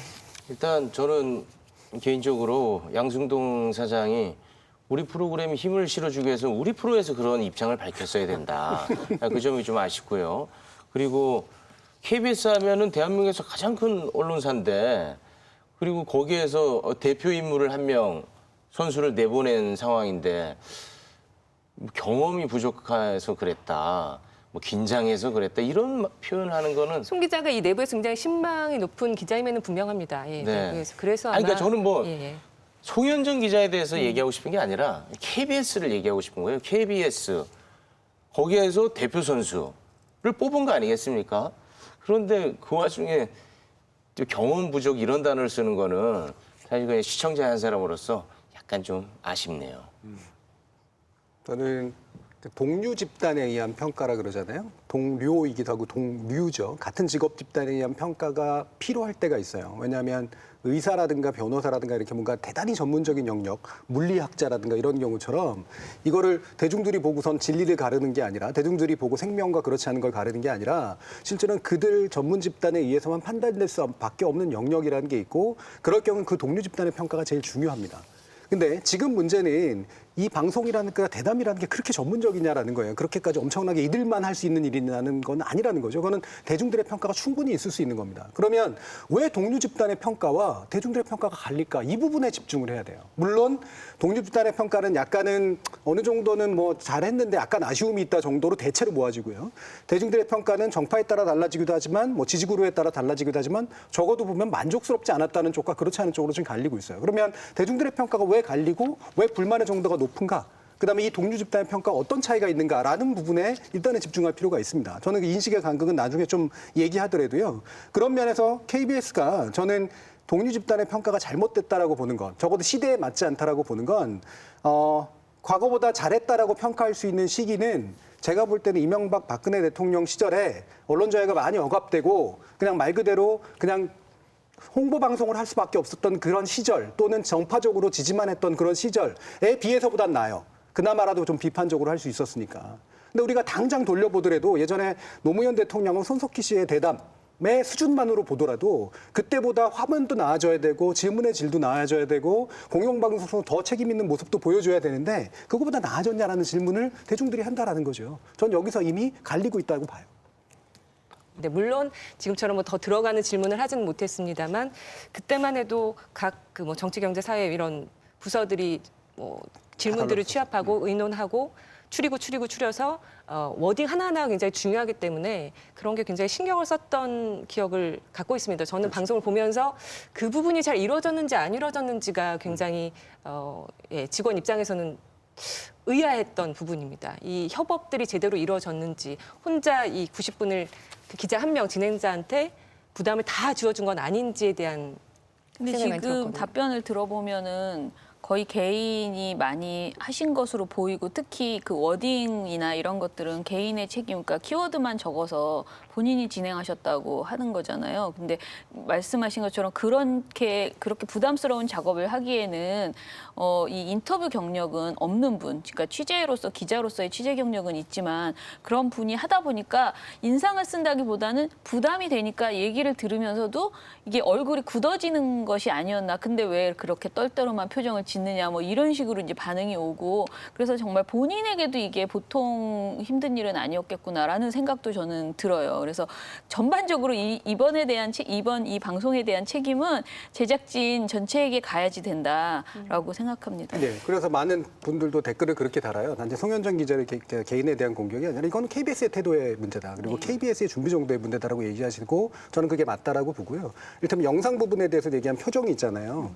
이 표정이 대부분이 안 좋은 표정이 듣는 과정에서 나왔잖아요. 그죠? 이거는 제대로 전문적으로 하려면 사실 들을 때 표정을 웬만하면 보여주지 않는 게 좋아요. 기본적으로. 왜냐하면 질문자나 발화자의 표정을 잡는 게 일반적이고요. 이번에 오버 더 숄더라 해서 이렇게 대화하듯이 아마 샷을 잡기 위해서 그런 식으로 잡은 것 같은데 대통령이 얘기할 때 대통령에게 보여주고 가끔씩 중요한 반응이 기자에게 나오면 그것만 잠깐 클로즈업해서 보여주면 되는데 상당히 듣고 있는 모습들을 되게 많이 보여줬거든요. 저는 TV 보면서 되게 의아했어요. 왜 굳이 이런 식의 화면 구도를 잡았을까? 그냥 양자를 잡거나 아니면 주로 말하는 사람들 위주로 잡는 방식이었으면 충분히 가능했을 텐데 왜 그랬을까 의문이 든단 말이에요. 어떻게 보면 집중하지 않아야 될 부분에 집중을 그러니까요. 한 듯한 느낌이 들었던 거죠. 진행을 맡은 기자가 전반적인 질문을 정리를 했다. 이에 대해서 보도국 유관부서에서 검토를 했다고 제작진들은 밝혔고요. 또 그 방송 진행 경험이 좀 풍부한 다른 기자와 공동 진행을 청와대에 제안했는데 청와대에서는 1대1 대담 방식을 더 선호한다. 이렇게 답변을 해서 최종적으로 송 기자로 정해졌다는 입장이 제작진에서 나왔습니다. 그 방송에 좀 더 익숙한 정세진 아나운서가 왜 그 자리에 못 갔는지에 대해서도 개인적으로 조금 저는 사실 진행자 입장에서는 보면서 제가 저 자리에 있었으면 어떻게 했을까를 항상 생각을 하죠. 고민하죠. 굉장히 부담을 많이 그 대통령과의 뭐 어떤 행사든 뭐 사회를 보든 뭐 대담을 하든 아주 간단할 수도 있고 아주 어려울 수도 있습니다. 그러니까 질문대로만 그냥 가면 아주 쉬운 방송입니다. 그냥 시간대로 가면 되니까. 그냥 질문 내용만 그대로 질문하면 되니까. 네. 근데 뭔가 더 들어가겠다 싶으면 굉장히 어려운 일은 분명한 건데 그러려면 저희 KBS는 제가 볼 때 스타 시스템은 아니거든요. 한 명한테 부담을 줘서는 절대 안 되는 곳이 KBS라고 저는 보거든요. 협업 시스템이 완벽하게 발동될 때 좋은 프로그램의 질이 나오는데 그게 안 됐다는 느낌이 든다는 거죠. 네. 예. 그러니까 저도 마찬가지로 저한테 그 일주일 동안 모든 거를 떠넘기고 그냥 제가 질문 다 정리해서 뭐 유관 부서에다가 이렇게 하면 되겠습니까 정도만 물어보고 갔다면 그리고 화면의 앵글 샷이나 이런 것들이 제가 집중해서 저야 뭐 아나운서니까 듣는 표정에 대해서도 이미 연구가 된 사람이라서 가식적인 표정을 할 수도 있습니다. 네. 그냥 열심히 듣는 표정이 어떤 사람은 대부분 무표정이 모든 사람이 무표정입니다. 사실은. 표정 갖고 얘기할 건 진짜 아닌 것 같은데 근데 그런 거 하나하나가 같이 협업이 이루어졌어야 되는데 그게 안 됐다는 거죠. 그러니까 그 표정이 시청자한테 혹시나 그런 느낌이 줄 수 있다면 아까 말씀하신 대로 안 보여주는 게 낫고 문 대통령만 집중적으로 보여주면 됐을 일이 있고 그런 것도 그렇고 이 화면의 구성이나 뭐 내용이나 저는 굉장히 옛날 방송을 보는 듯한 느낌이어서 그게 굉장히 그날 속상했던 부분이었거든요. 제가 있어도 그 방식이었다면 욕 먹었을 거예요. 네. 제가 또 저널리스트 토크쇼 제일 하는 진행자이기 때문에 저는 가는 순간 욕을 또 얻어먹었을 겁니다. 네. 그래서 저는 이게 논쟁이 KBS에서 누가 했었으면 더 잘했을까 이거로 가는 건 네, 사실 네, 큰 네. 의미가 없고요. 예. 지금 그동안 사람을 못 키운 거예요. 정세균 아나운서가 하더라도 지난 10년간 이와 비슷한 일들을 해왔어야죠. 그래야지 그 권위를 가지고 버릇없이 질문해도 사람들은 이 질문자를 이제 외로 옹호하거나 그 권위를 가지고 믿어주거나 이런 식으로 가는 거예요. 예를 들면 손석희 씨가 했어봐요. 현재 같은 논란이 그런 식으로 발생했을까? 그 권위에 대해 사람들은 헷갈릴 수밖에 없거든요. 이게 손석희가 이 정도로 질문한 뭔가 있지 않을까? 라든가 이런 게 있단 말이에요. 그리고 나서 생기는 욕은 그 사람이 먹어야죠, 이제. 왜? 그 권위로 물어보는 거고, 그 권위로 국민을 대신하는 거고, 그 권위로 만약에 잘못 썼으면 욕을 먹는 거니까. 현재 송현정 기자 같은 경우 사실 그렇게 해서 만들어진 시스템이 아니기 때문에 이 개인이 욕을 먹고 있는 것에 대해서 억울하거나 약간 부담스럽거나 너무 힘들 것 같아요. 근데 그것이 지금 예측 못했느냐라는 거죠. 네, 이번 KBS 대통령과의 특별 대담 방송 후에 각계각층 전문가와 논객들 SNS 통해서 다양한 의견을 냈습니다. 팩트체크 미디어 뉴스톱의 김준일 대표는 정치적 이해득실로 보면 이번 인터뷰는 문 대통령에게 도움이 됐다. 사실 2주년 상황에서 정부 성과는 많지 않고 그게 누구 탓이든 못하고 있는 게 더 많았다. 1분기는 마이너스 성장을 했고 남북 관계는 교착 상태다. 그런데 그런 부정적인 보도에 대한 주목을 일거에 잠재우게 된 게 기자 태도 논란이다. 다만 이로써 청와대의 국내 언론 기피는 더 심화될 것으로 보인다. 이런 의견을 냈고요. 주진영 전 한화투자증권 대표는 KBS엔 왜 손석희가 없나라는 제목의 글을 통해서 사람들은 인터뷰를 진행한 기자를 많이 비판한 것 같은데 나는 좀 다른 것이 보였다. 이건 그의 잘못이 아니라 글을 시킨 경영진 잘못이다. 장시간에 걸친 생방송 인터뷰를 한 번도 해보지 않은 기자에게 대통령과 1대1 대담을 맡기는 의사결정 구조가 나로서는 이해하기 힘들다며 KBS 내부 시스템을 지적했습니다. 대담이 방송되기 전에는 정권 홍보 방송으로 흐를 것이다. 이렇게 비판했던 야권에서는 이런 반응을 내놨는데요. 민경욱 자유한국당 대변인, KBS 기자 출신이죠. 내내 답답한 문재인 대통령의 대담 방송 중에서도 그나마 좋았던 건 송현정의 존재감이었다. 부드러운 품위를 갖추면서도 추가 질문으로 전곡을 찌르고 필요할 땐 말을 끊고 들어가는 글을 보고 KBS가 완전히 죽지는 않았다는 안도감을 느꼈다고 평가를 했습니다. 역시 KBS 기자 출신인 전여옥 전 새누리당 의원은 그녀는 인터뷰의 진면목을 보여줬습니다. 북한 바르사체 미사일을 또 쏜 것에 대해서 문 대통령을 독재자로 표현하는 문제까지 묻고 다시 묻고 때로는 치고 빠지는 현란한 투사의 붉은 천을 휘두르는 인터뷰의 정석을 보여줬습니다. 아마도 지금 KBS는 확 뒤집혀졌을 겁니다. 청와대는 허를 찔렸다며 펄펄 뛰고 있을 거고요. 몇 명 보직 날아갈 것이 확실합니다. 그래도 송현정 기자는 절대 건드리지 말도록 우리가 두 눈 부릅뜨고 지켜봐야 합니다. 이 나라가 이 국민이 그리고 방송인이 우습지 않다는 것을 보여줬으니까요. 이런 글을 올렸습니다. 굉장히 오버하시는. 기자들도 SNS 통해서 의견을 내는데요. 이런 의견들에 대해서도 하실 말씀 있으시면 좀 의견 주시기 바랍니다. 일단은 말할 자유는 다 인정을 하는데요. 귀 기울일 이유는 없는 발언들이 몇 개가 있고요. 그 발언들은 제가 굳이 지적하진 않겠습니다. 왜냐하면 전 정부에서 언론이라고 하는 것에 대한 불신을 만들었던 분들이 지금 와서 자기들 귀에 좀 잘 어울리는 얘기해줬다고 해서 칭찬한다고 해서 이분한테 전혀 도움되는 얘기도 아니기 때문에. 그 칭찬을 좋아할 사람이 아닙니다, 이 기자. 당연하죠. 예. 마치 이분들은 기자를 아끼는 척하지만 사실은 기자를 2번 죽이는 일이라고 저는 보고요. 그래서 귀 기울일 이유가 전혀 없다고 보고 대신 이를테면 지금 좀 더 의견을 들어봐야 될 정도는 우리가 KBS가 정말로 이 대담을 위해서 어떤 경험과 역량이 필요했는가에 대해서는 진지하게 고민해 볼 필요가 있다라는 지적은 저도 비슷한 생각이기 때문에 충분히 경청받을 이유가 있다고 봅니다.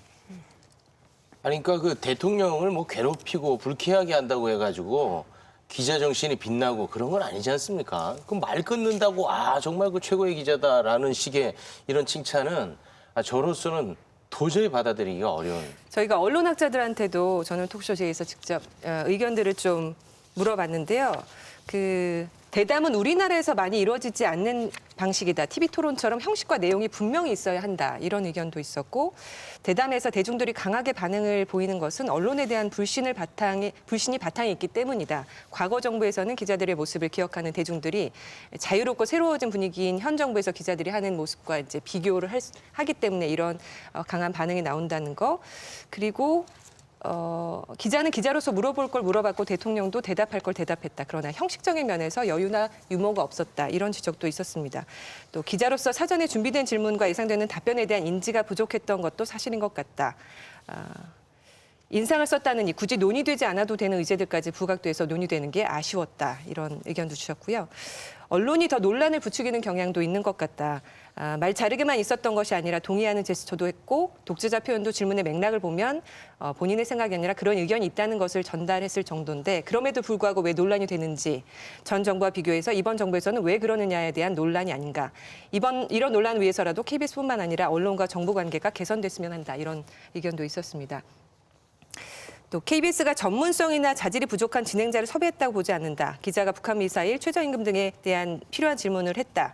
대담은 참여자가 얼굴을 마주보고 이야기를 나누는 형식인데 드라마나 CF처럼 배우의 얼굴, 표정, 몸짓까지 모든 것을 통제할 수는 없다. 오히려 그것이 부자연스러울 것이다라는 의견도 있었습니다. 그리고 기자들도 자신들의 의견을 SNS 통해서 기사를 통해서 의견을 냈는데요. SBS 노동규 기자는 취재 파일에서 대담 진행자에 대한 공격 정당한가 기사를 통해 지금이 봉건 시대인가 태도를 들먹여 훈련된 언론인을 공격하는 건 누구에게도 도움이 안 된다. 대통령 말 안 자르고 따져 묻지 않은 공손한 인터뷰를 원한다면 KTV나 청와대 유튜브 등 해당하는 매체가 있다라고 진행자 태도 논란에 대한 입장을 밝혔습니다. 윤태곤 전 프레시안 기자는 자신의 페이스북에 송현정 선배 역량에 힘입은 가겠지만 격조 있고 현안 파악력 높고 할 말도 하고 내가 하면 저 정도 할까 싶기도 하다. 앞으로 이런 포맷의 회견을 많이 했으면 좋겠다라고 평가, 페이북에 글을 남기기도 했습니다. 현재 기자들과 또 시청자들의 생각의 간극이 굉장히 큰 것 같은데요. 저널리 토크쇼 제2 제작진이 시청자들의 의견, 또 기자들의 의견 비교해봤습니다. 실제로 야당이 좌파 독재라고 계속 떠들고 다니는 상황이었고 야당이 이렇게 말을 하는데 어떻게 생각을 하세요? 하고 말을 하면 당연히 말도 안 되는 얘기라는 거를 쭉 풀게 되는 기회가 생기는 거잖아요. 그래서 이건 오히려 상대가 말을 할 수 있는 장을, 반박할 수 있는 장을 깔아주는 질문이다.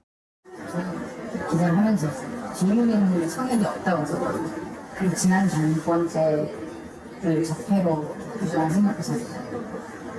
그때는 왜 안 하고 이제는 왜 안 하니 이러면 그때랑 지금 같은 시대를 할 수가 없잖아요. 기자로서는 그렇게 할 수도 있지 않나 라고 생각해요. 지금 상황에서 대통령을 단독으로 인터뷰한다? 그거 자체가 상당히 부담일 수밖에 없다고 생각을 하고 어떤 질문을 하든 어떤 방식으로 하든 누구한테든 욕을 먹을 수밖에 없는 거고. 지금 뭐 정치를 어떻게 했건 경제를 지금 어떻게 했건 간에 대우라는 게 있잖아요. 사람이 운덜은 대하듯이. 근데 너무 말 잘라먹는 것도 그렇고 어쨌든 예의라는 게 있잖아요. 그런 게 너무 안 되고 있는 것 같아서 보기엔 되게 불편했어요. 대북 문제라든가 정치적인 문제뿐만 아니라 복지 문제라든가 이런 부분들에서 더 좀 질문들을 해서 피부에 와닿을 수 있도록 해줘야 되는 것들이었다. 이렇게 판단합니다. 그 독재자라는 표현이 한쪽의 의견이었잖아요. 대통령분도 대화하려고 나오신 거잖아요. 근데 대화하려고 이제 나오셨는데 너무 공격적으로 나오지 않았나. 시청자의 의견 그리고 기자의 의견 그 간극이 어느 정도 있는지 좀 확인해보는 그런 영상이었습니다. 어떻게 보셨는지요? 뭐 저도 아까 처음에 저도 비슷한 생각을 가졌다고 그랬잖아요. 과도하다. 지금 이 비판이 너무 과도하다라고 생각하고 그럼에도 불구하고 방송을 자세히 보면 방송이 실력이 없고 부족했던 것은 분명하다. 그리고 몇 가지 발언에 있어서는 문제가 있었고 특히 질문에 있어서는 뭐 저는 분명히 구성이 잘못됐다라고 생각을 하기 때문에 지금 들으면서 간극이 많다고는 하지만 사실 저는 별로 간극이 없다고도 생각이 들었어요. 그러니까 전적으로 누구 편을 드는 게 아니고 예를 들어 송 기자가 정말 잘했다고 보는 게 아니고 이럴 수도 있지 않느냐 뭐 이런 정도의 지적을 더 많이 하시는 것 아닌가 저는 그렇게 생각이 들었습니다. 정치 싸움 같다 이런 표현도 있었는데 예. 저는 외려 기자들의 경우 앞부분에 나왔던 기자들의 경우는 대체로 기자를 방어하는 쪽의 시각을 가지고 있고 시청자들의 경우는 뭐 정확한 비례이기에 뭐 반영한 건지는 모르겠습니다만 어쨌든 뭐 길거리의 시민들이니까 어쨌든 그 의견이 갈리는 부분들이 있고 뭐 괜찮았다고 생각한다 아니다 불편했다 이렇게 갈리는 부분들이 있고요. 전 이거는 간극이라고 보거든요. 기자들 같은 경우에는 저는 이 지금까지 얘기한 사람들 가운데 어느 한 사람도 왜 정말 그때는 제대로 질문할 건 못했는데 정말 미안하다, 잘못했다. 근데 지금 와서는 이제 질문할 때가 왔다고 본다. 그래서 좀 더 불편하게 느껴지시더라도 정상을 찾아가는 과정이니까 조금만 더 지켜봤으면 좋겠다라는 식으로 얘기하는 사람이 없을까가 저는 제일 궁금해요. 왜 그럴까? 비판이 기자 직업에 대한 비판이라고 받아들여지는 거예요. 기자의 어떤 물을 권리에 대한 비판으로 받아들여지는 거죠. 기자라면 당연히 그렇게 느낄 만한 해요. 하지만 현재의 기자라고 하는 건 저널리즘 환경의 변동 상황에 놓여져 있는 존재들이기 때문에 내 직업이 또 내 물을 권리가 왜 비판받는가에 대한 관심으로 동시에 이동시키지 않으면 이 문제를 해결하지 못합니다. 안 그러면 사실은 속으로 들어가서는 왜 내가 비판받아야 되지? 이런 식의 생각이 그대로 남아있을 가능성이 굉장히 커요. 저는 현재와 같은 약간 불편함을 가중시켰던 가장 결정적인 계기는 아까 몇 사람 얘기가 나왔습니다만 사실은 이 부분을 페이스북으로 대화하는 관련자들의 기자들이거나 비평가들의 이야기가 사실 노출된 게 제일 크게 영향을 미쳤다고 보거든요. 실제로 그 중간에 노출이 됐었어요. 그 페이스북에. 그러면서 선배가 잘했다고 생각하는데 누구는 아니라고 생각하네. 그러면서 문바들은 아니라고 생각하나 보네. 웃기고 있네. 뭐 이런 식의 이제 이야기들이 나왔단 말이에요. 근데 저는 공개적인 것에 어떻게 그걸 썼을까도 대단히 좀 이상하고요. 거기서 선배 이런 이야기는 되게 동료의식으로 뭉쳐 있는 거잖아요. 그리고 이게 특정 지지자들에 의해서만 나타나는 거라고 폄하하고 있고 그게 딱 드러나는 순간 사람들은 이제 말 그대로 이제 화가 난 거죠. 여기에 불만이 있었던 사람들은. 왜? 최근에 기자단 톡방 사건도 있었고 안 그래도 기자들 같은 경우에 자기들끼리는 선배 하면서 사실 굉장히 똘똘 뭉쳐져 있는 것 같은데 그것도 공개된 자리에서 이렇게 얘기하고 있는 거 보면 뒤로 가서는 얼마나 우리를 욕하고 있었을까? 내 불만에 대해서 얼마나 폄하하고 있었을까? 이런 식의 배신감이 강력하게 드는 거예요. 이 부분에 있어서 저는 왜 기자들이 관심을 가지지 않나. 자신의 직업의 어떤 가치를 지키는 것과 함께 그 가치를 지키기 위해서 기울여야 될 대상에 대해서 왜 관심을 갖지 않나. 이거를 왜 막연한 비난이라고만 생각하나. 저는 이게 제일 안타까워요. 저도 좀 비슷한데요. 뭐 이런저런 다양한 의견이 있는 것까지는 좋은데 그 기자들은 본인들은 절대 비판받아서는 안 되는 존재로 계속 인식하는 것 같아가지고 그게 너무너무 불편합니다. 그리고 기자들의 어떤 그 선민의식, 뭔가 대중을 얕잡아 보는 듯한 그런 느낌을 많이 좀 받게 되거든요. 그런 부분이 너무 불편해요. 근데 시민들이 그런 지적을 많이 했었죠. 우리가 뭐 예전에 최근에 한경호 프레임이라고 해서 그것을 지적할 때도 가장 많이 이제 비판을 받은 게 기자들의 엘리트 의식이었거든요. 그러니까 일반적으로 뭐 문팬이라거나 뭐 그런 표현들 있잖아요. 지금 그런 특정 지지자들만의 과도한 반응이다. 한마디로 무식한 반응이다. 직자적인 반응이다. 이런 식으로 이제 평가하고 있는 부분에 대해서 그걸 이해하고 왜 저런 생각을 가지고 있는지 우리가 그동안 뭘 잘못했는지 이런 부분을 성찰하려는 노력보다는 방어를 먼저 하고 계속 이제 몰상식한 사람 수준으로 이렇게 치부하는 순간에 대화가 단절되면서 더 큰 이 갈등으로 치닫는 그런 문제가 계속 발생하고 있는 것 같긴 합니다. 나한테 재미있는 게 이거 다 보니까 여러 가지 사람한테 물어보고 뭐 기자한테도 물어보고 근데 기자 뭐 아닌 사람도 그냥 길거리에서 걸어가는 사람들한테 물어봤는데 여러 가지 의견이 있는데 근데 한 사람도 이거 너무 심각한 문제다. 이거 정말 뭐 말도 안 되는 일이라고 이런 의견 하나도 없었어요. 그래서 지금 근데 미디어 좀 읽어보면 너무 그 미디어 사람도 이거 조금 과하는 게 아닌가. 뭐 그냥 계속 그 청원에 대해서만 뭐 오케이 뭐 무슨 5천 명, 뭐 10,000명, 뭐 15,000명인지 뭐 그런 부분에 대해서 너무 집착하지 않은가. 그래서 아까도 뭐 문팬들 뭐 약간 얘기 나왔으니까 뭐 그런 사람들이 있어요. 무슨 말 해도 뭐 그냥 만약에 문 대통령 무슨 실수해도 이 사람들 무조건 문 편인지도 모르겠어요. 그래서 조금 한국 사회에서는 조금 더 가끔 이런 그 뭐 디베이트가 나오면 가끔 너무 마음속에서 너무 열 많이 나오는 것 같아요. 가끔 사람들 너무 쉽게 폭발하는 것 같아요. 바로는 뭐 조금만 실수하면 이 사람 사과해야 돼. 이 회사 없애야 돼. 뭐 근데 그거는 좀 맞는 길인지 잘 모르겠어요. 저는 기자 집단 문제를 다시 한번 얘기하고 싶은데요. 그러니까 기자 집단이 동료의 의식들을 가질 수밖에 없는 측면들의 한계는 인정하되 그 박스에서 벗어나서 좀 생각해 봐라라는 얘기를 자꾸 하는 이유가 한번 뒤집어 보세요. 그러니까 입장을 한번 바꿔보라는 거죠. 아까 이제 비난 얘기를 하셨지만 기자 집단은 비판과 비난과 흠잡기의 거의 직업 정신이에요, 그게. 네. 그렇잖아요. 네. 그러면 적어도 쌍방적이어야 돼요. 자신의 직업의 결과로 인해서 자신의 행동이 누군가로부터 비난이나 비판을 받는다면 그 비난이 비판에 과도하다라고 하는 말들은 할 수 있으나 네. 비난과 비판이 있어서는 안 된다는 네, 식의 네. 태도를 보이면 안 된다라는 거예요. 저는 이 부분에 있어서 기자 집단이 대단히 불균형적인 태도를 가지고 있다고 봐요. 즉 비난은 나만 할 수 있고 나는 비난받으면 안 돼라는 게 굉장히 강하다는 거죠. 현재 대통령에 대해서 이렇게 되게 비판적으로 얘기하면서 뭔가 검증하고자 하는 기자 정신을 발휘하는 분들이 지난 정부에서 모습을 보였던 분들이 아니에요. 그러면 이분들이 다 탄압받아가지고 정말 숨어 있을 수밖에 없었던 상태였을까? 전 숨죽이고 있었다고 생각하거든요. 솔직히 말하면 저항 정신도 있고 저항 정신도 있고 뭔가 비판할 수도 있지만 보직도 못 받고 물론 취재도 못하는 상황도 있었을 거예요. 하지만 저는 상당수는 숨죽이고 있었다고 보거든요. 그럼 그 숨죽임에 있어야 대해서 왜 얘기를 안 하죠? 기본적으로 이제 대화의 문제, 소통의 문제, 뭐 대화하는 방식이 한국의 어떤 그 미숙함 이게 저는 아니라고 생각하는 게 언론으로 인해서 그 우리가 어떻게 보면 고 노무현 대통령 당시에 과도하게 그 언론이 의도적으로 정말 정파적인 공격을 가했었죠. 그렇게 해서 사실 고 노무현 대통령은 그 굉장히 언론으로 인해 큰 피해를 거의 뭐 국정 운영을 할 수 없을 정도의 그런 큰 피해를 입었었어요. 그런데 이명박 박근혜 정부에서는 언론이 어떻게 했었나요? 그 전에는 그렇게 많은 비판을 가하던 그 언론들이 완전히 받아쓰기. 제가 보기에는 진짜 제가 박근혜 대통령 당시에 그 어떤 시기였냐면은 이렇게 대담을 하지도 않았죠. 일방적으로 진짜 뭐 거의 프롬프트를 읽는 수준으로 이제 본인이 일방적으로 말을 하면 그 몇 분짜리의 발언을 쪼개가지고 우리가 국어 시간에 선생님이 설명해 주듯이 기자가 하나하나 막 6꼭지, 7꼭지로 잘라가지고 밑줄 짝짝 그어가면서 이 발언을 했다, 이 발언을 했다, 이 발언은 무슨 뜻이다 이렇게 국민들에게 주입식으로 설명하는 보도. 비판이나 지적이 한마디도 없었어요.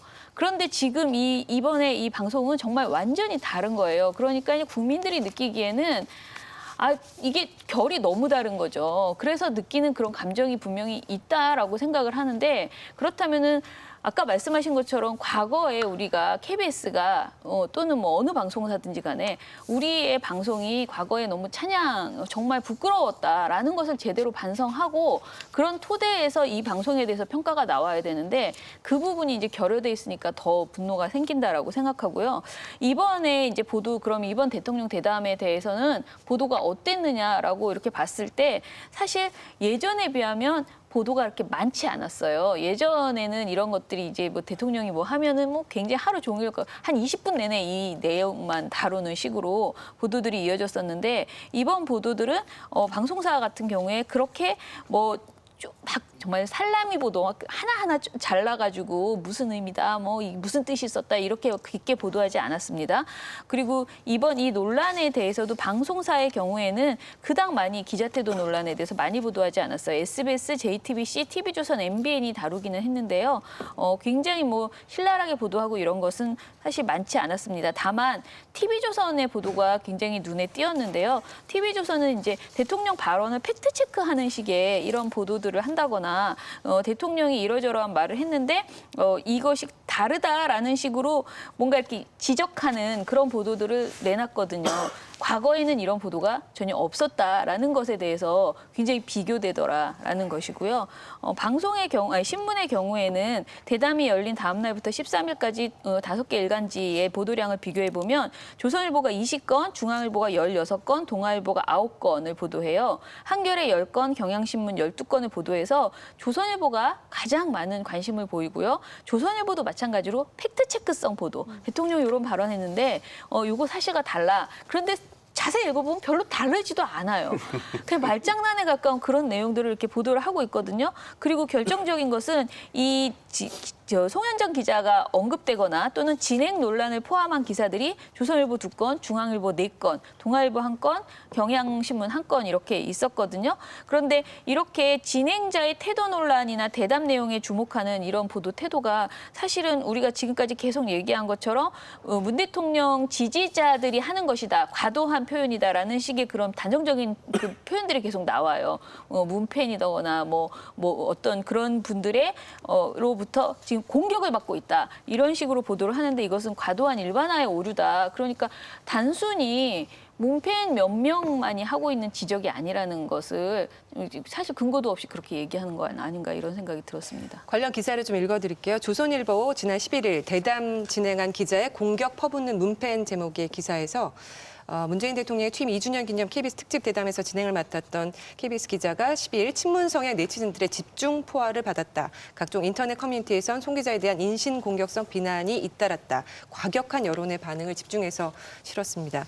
중앙일보는 11일자 사설에서 독재자 질문 향한 융단 폭격 옳지 못하다를 실었는데요. 야당은 독재자라고 한다. 어떤 느낌이었나란 질문은 KBS와 청와대 인터넷 게시판을 뜨겁게 달군 불쏘시개가 됐다. 무례하다는 항의와 비난글이 차고 넘쳤다. 문 대통령 극성 지지층이 벌인 무차별 공세다. 소위 문바들의 이런 게릴라식 공격은 이번만도 아니다. 올해 신년 기자회견에서 자신감은 어디서 나오나란 질문을 두들겨 패 큰 논란을 만들었다. 대통령에게 불합리하다고 생각하면 무차별로 공격하는 비이성적 태도는 민주주의를 위협하는 폭력이다. 다수의 힘으로 겁박해 입을 틀어막겠다는 발상이고 결국은 여론은 왜곡된다라고 썼습니다. 평소 국민과 수시로 소통하는 대통령이었다면 대담 형식 자체가 그토록 눈길을 끌지 않았을 것이다. 이런 소통 부족을 지적하기도 했고요. 또 같은 날 중앙일보는 송현정과 누추한 촛불 민주주의라는 또 다른 칼럼을 냈는데요. 불량스럽게 짝이 없는 무례한 질문이라며 송 기자를 공격하는 댓글과 방송사의 사과나 해체를 요구하는 청원이 빗발치고 있으니 우리가 사는 곳이 1인을 태양으로 모시는 군주의 나라인가. 문재인 대통령은 집권 2년이 만족스러운 모양인데 이것 하나는 분명하다. 언론의 자유가 군중 권력에 도전받고 있다. 이런 기사를 실었습니다. 시청자의 비판을 잘못 해석한 것 같습니다. 이 기사들은. 그러네요. 아니 말도 안 되는 게 일부 극성스러운 팬의 공격이 이러면서 군중 권력으로 또 바뀌었네요. 언젠가는 이렇게 위협받는 게. 왜 자신의 상황에 맞춰가지고 이런 식으로 어떨 때는 과장해서 무서워 이러고 어떨 때는 별거 아니야 무시해 이러고 저는 이 태도 자체가 사실은 대단히 정파적인 태도라고 보고요. 여기에 언론 자유를 그냥 얹어버린 거예요. 자기 스스로가 저는 지금 얘기 나온 언론사들의 대부분은 민주주의에 상당히 적대적으로 행동했던 언론사들이었는데 민주주의에 가장 큰 수혜를 받은 언론사라고 보거든요. 그래서 자신들한테 유리할 땐 언론 자유를 외치고 자신들한테 불리할 때는 사실 언론의 자유 스스로 내팽개치는 그런 식의 일들을 많이 해왔기 때문에 자신의 정파성에다가 언론 자유를 얹어버린 아주 잘못된 논리적 방식이라고 봅니다. 문재인 대통령 지지자들의 과한 반응이다라고 몰고 가는 거는 왜곡일 수 있는 부분이죠. 예. 사실은 딱 떠놓고 해서 이거 직관에 뭐가 있어요? 어떤 근거가 있냐고요. 예. 예를 들면 여론조사를 해서 당신은 문파입니까 아닙니까? 그런데 이번에 좋게 봅니까 안 좋게 봅니까? 이렇게라도 조사를 한 것도 아니잖아요. 심지어는. 그죠? 직관적으로는 물론 그렇게 느낄 수 있어요. 평상시에 예를 들면 이런 반응을 보이는 것이 극렬스러운 현 대통령에 대한 지지자인데 이번에도 그랬네? 정도? 왜 어떤 것들을 할 수 있을까? 이렇게 확정하도록 말할 수 있을까요? 그리고 심지어는 사실은 그렇게 해서 지지자들의 반응이라고 하는 것이 물론 일부의 극렬한 반응이라든가 또는 과도한 반응이 있을 수 있죠. 근데 그게 전체의 불만을 대표하나요? 그렇지도 않잖아요. 근데 왜 어떤 것들은 필요할 때는 마치 전부인 것처럼 얘기하고 필요 없을 때는 이런 식으로 축소하고 이런 식의 대단히 비일관적인 태도를 보이냐는 거죠. 우리 이제 민원연에 많은 대학생들이 있어요. 그럼 막 물어봤어요. 이것에 대해서. 근데 그 친구들은 뭐 말하는 문팬 이런 분들 아니에요. 그런데 얘기를 해보면은 대부분이 이 비판은 너무 과하다. 그러나 방송은 정말 아니었다라는 거예요. 그러면 이게 애매한, 그러니까 두 가지 측면이 있는 거잖아요. 그러니까 여기서 말하는 문팬의 공격 이 정도까지 이렇게 모든 사람들이 다 동의하지는 않아요. 그러니까 이 문팬 공격이라는 실체 그것을 똑같이 결을 가지고 이 방송에 대해서 비판하지는 않지만 이 방송이 뭔가 이상하고 부족하다라는 평가는 많은 사람들이 내리고 있더라는 거죠. 근데 그것을 싸잡아서 다 문팬이다라고 말하는 것은 적절치 않다라고 그러니까 예를 생각하는 들면 거예요. 아까도 이제 질문 나온 것 중에 박근혜 대통령 사면에 관련된 질문이죠. 전 대단히 부적절한 질문이라고 보거든요. 대통령이 사면에 관한 카드를 꺼내지도 않았고, 그다음에 국민의 다수가 이를테면 사면을 요구한다거나 이런 것도 아닌 상태에서 굳이 이 이야기를 왜 꺼냈을까? 저는 진짜로 국민의 지극히 일부가 이 부분에 대한 생각을 가지고 있다라고 봐요. 그러면 그 목소리는 대표에서 질문하면서 왜 일부러 지지자가 만약에 불만을 가지고 있다면 상당수의 지지자가 가지고 있는 불만은 왜 배제돼야 되죠? 왜 이거는 극렬하고 왜 이거는 비이성적이라고 얘기받아야 되죠? 그리고 네. 또 하나만 좀 덧붙이자면 조금 전에 뭐 제가 만난 사람들이 문팬 뭐 그런 사람들은 아니에요라고 했는데 문팬이라는 게 이게 특정 지어질 수 있나요? 그러니까요. 네. 그렇지도 그러니까 않거든요. 본인이 막 나는 정말 엄청 지지자야라고 말하는 분들도 있기는 하니까 뭐 본인이 나는 그렇다라고 정체성 분명히 드러내는 분도 있는데 사실 제가 이렇게 경험을 보면은 그냥 왔다 갔다 하고 오히려 더 그러니까 진보적이어서 지금의 개혁이 마음에 안 차라고 말하는 사람들이 제 주변에는 많지만은 그럼에도 불구하고 이번 방송에 대해서는 전반적으로 부족하다라고 본다는 거죠. 저는 그러니까 이런 그러니까 문팬이니 이런 식의 극렬 지지자라고 낙인을 찍는 방식은 지적으로도 문제가 있고 방법론적으로도 문제가 있지만 실제로 상당 부분 수사에 가깝다라고 그렇죠. 저는 생각을 하고요. 그리고 논리적으로 보면 이거는 근본적으로 토톨로지라고 불리우는 잘못된 논리에 토대를 두고 있어요. 이렇게 안 좋게 불만을 가지니까 문재인 지지자일 거야. 문재인 지지자니까 이런 반응을 보일 거야. 이게 섞여 있는 거예요. 근거를 가지고 다른 근거를 가지고 이런 반응을 연결을 시켜야지 실제로 아무런 논리적으로 분리된 근거와 어떤 입증을 하지 않은 채 실제로는 동호반복 구조 안에 들어가 있는 이런 식의 논리 구조라는 거죠. 그리고 이제 문팬이라는 단어 자체를 굉장히 부정적으로 비치게 만들어가지고 자꾸 사람들로 하여금 나는 문팬이 아니야. 그렇죠. 이런 걸 자꾸 강요하게 네, 만드는 맞아요. 그런 분위기도 실제하는 것 같아요. 시청자분들이나 뭐 문재인 대통령 뭐 적극 지지자들이 이렇게 적극적으로 의견을 표명해 주는 게 분명 저희한테 필요한 일인 것 같다는 생각을 저는 이번에 했습니다. 처음에는 뭐 이런 생각이 들다가 계속 곱씹어 볼수록 이런 계기가 아니면 정말 우리가 이렇게 고민하고 또 어떤 반성하고 또 나아질 수 있는 계기를 만들 수 있을까라는 생각이 들더라고요. 그래서 적극적인 의견 표명에 대해서 너무 부정적으로만 평가할 것은 아니다라는 의견을 말씀드립니다. 이번 KBS 대통령 특별대담 논란을 계기로 해서 역대 대통령과 이 언론과의 소통 어땠는지를 좀 되짚어보는 시간을 이번에 좀 마련했으면 좋겠습니다. 김한경 차장님, 역대 정권별로 언론과 대통령의 관계 어떻는지 변전사를 좀 짚어볼까요? 전통적으로 대통령과 언론이 만나는 자리는 여러 언론사들의 기자들이 한자리에 모이는 타운홀 기자회견 형식으로 이제 진행이 됐거든요. 기자회견이 활발하게 이루어졌던 김대중 노무현 정권과는 달리 이명박 박근혜 정권은 제가 아까 말씀드린 것처럼 기자회견 횟수도 좀 적었고 그것도 이게 기자의 회견이라기보다는 단독으로 이제 대담하는 것들도 굉장히 그러니까 대담이라기보다는 혼자 이제 연설하는 그런 것들이 많았죠. 이명박 대통령은 집권 후에 20여 차례 기자회견을 진행을 했는데 그마저도 외국 정상들과 회담 후 결과를 발표할 때나 신년 연설에서 국정 운영 방향을 일방적으로 전달하는 그런 형태였고요. 기자들에게 질문 기회를 거의 주지 않았습니다. 그리고 직전 정권인 박근혜 정부를 대표하는 키워드 역시 불통이었죠. 지금 불통이라고 하는 것은 사실은 민망한 수준이다라고 생각하는데 공식, 비공식 석상에서 소통은 물론 양과 질 측면에서도 임기 내내 불통에 대한 비판이 계속 제기됐습니다. 지난 2015년 1월 신년 구상 기자회견에서 박 대통령이 참모들로부터 대면 보고를 받지 않는다라는 그런 지적과 관련해서 그게 필요하다고 생각하세요라고 이렇게 이제 답한 것이 그 불통의 상징이었다라고도 볼 수 있고요.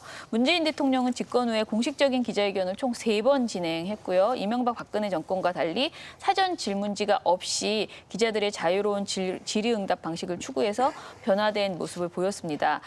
그렇지만 취임 2년 동안 가진 기자회견이 3차례에 불과하다라는 것은 뭔가 아쉽다. 그리고 언론 정책에 조금 더 적극적이었으면 좋겠다라는 생각을 갖게 합니다. 그러니까 사람들이 대변인을 통해서만 계속 답변을 듣고 있는 듯한 이런 느낌은 분명히 갈증이 있다라는 것은 분명하고요. 저는 이번에 질문 중에서 뭐 저렇게 세세한 걸 물어봐라고 생각하는 그런 불편함이 있었는데요.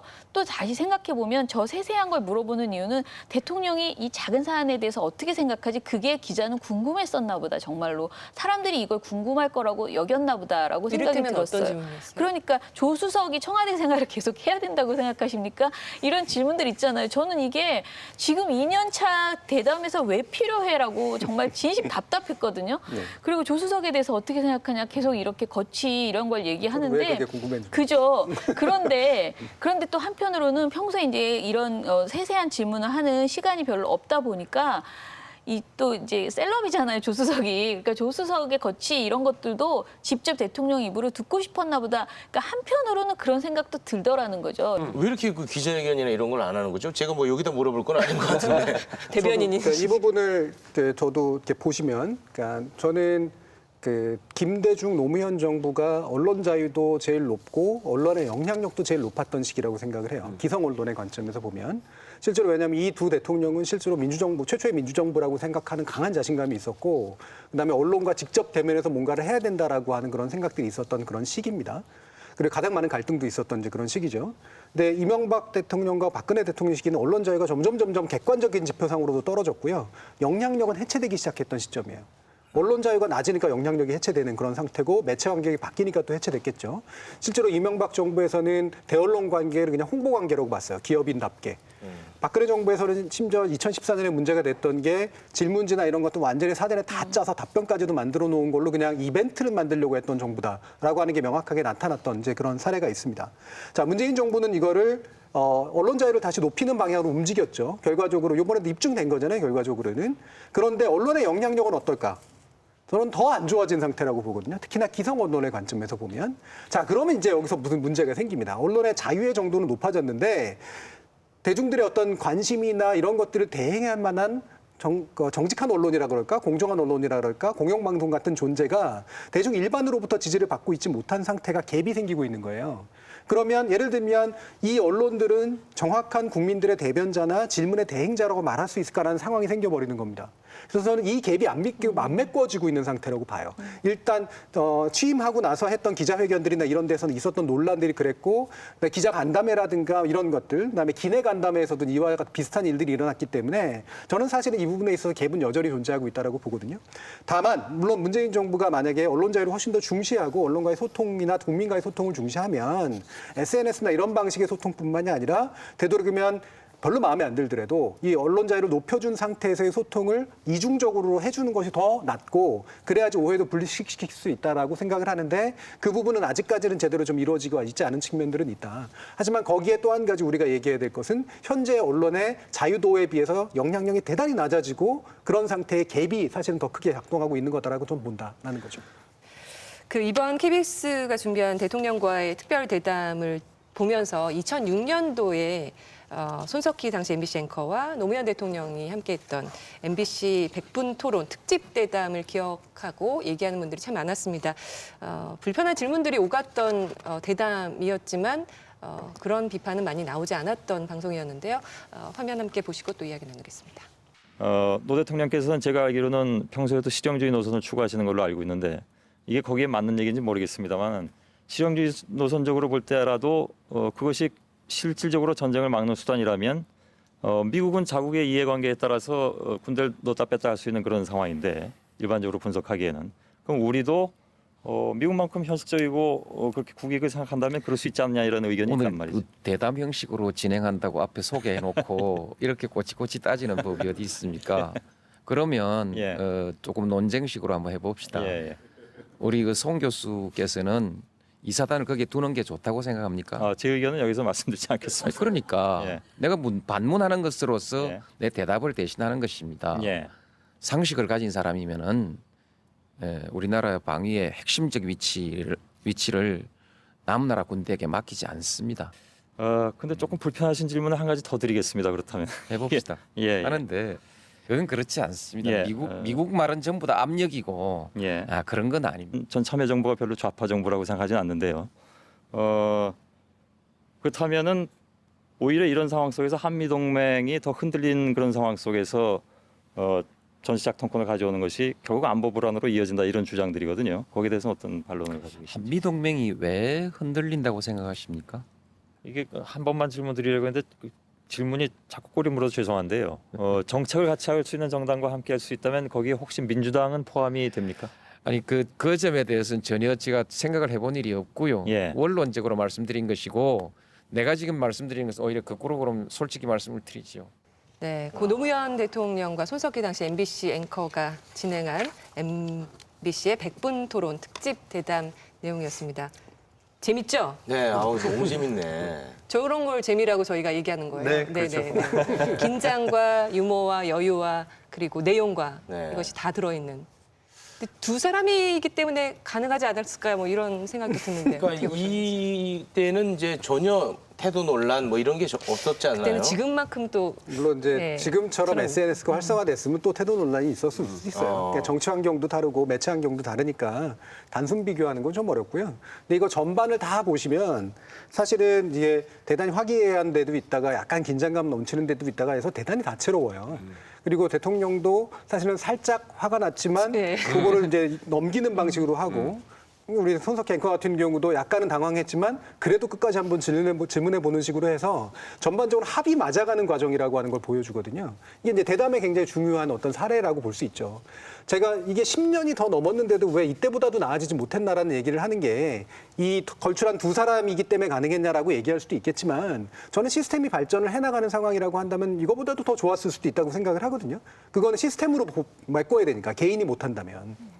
지금 만약에 이거를 다시 많은 대중분들이 보신다고 해도 저는 지금처럼 이렇게 논란을 일지 않을 것 같아요. 왜냐하면 일단 기본적으로 대중들이 두 사람에 대한 캐릭터 이해도가 상당히 높은 상황인 거고 그리고 손석희 앵커가 대통령은 굉장히 지금 불편하게 하고 있는데 시청자들을 불편하게 하는 건 아니거든요. 이 긴장감 속에서 빠져들게 하는 너무너무 흥미로운 그런 대담이었던 것 같습니다. 네, 중간중간에 뭐 이것만 좀 확인하고 싶습니다. 좀 불편한 질문 한 가지 더 드리겠습니다. 질문이 자꾸 꼬리를 물어서 죄송합니다만 하면서 이제 해야 될 있죠, 질문은 그렇죠. 아, 다 그게 했다는 저는 거죠. 네. 어떤 기자의 기백이 아닌가 싶어요. 사실 약간 좀 꼬리를 내릴 법도 한데 더 불편한 걸 한 번 더 치고 가는 거.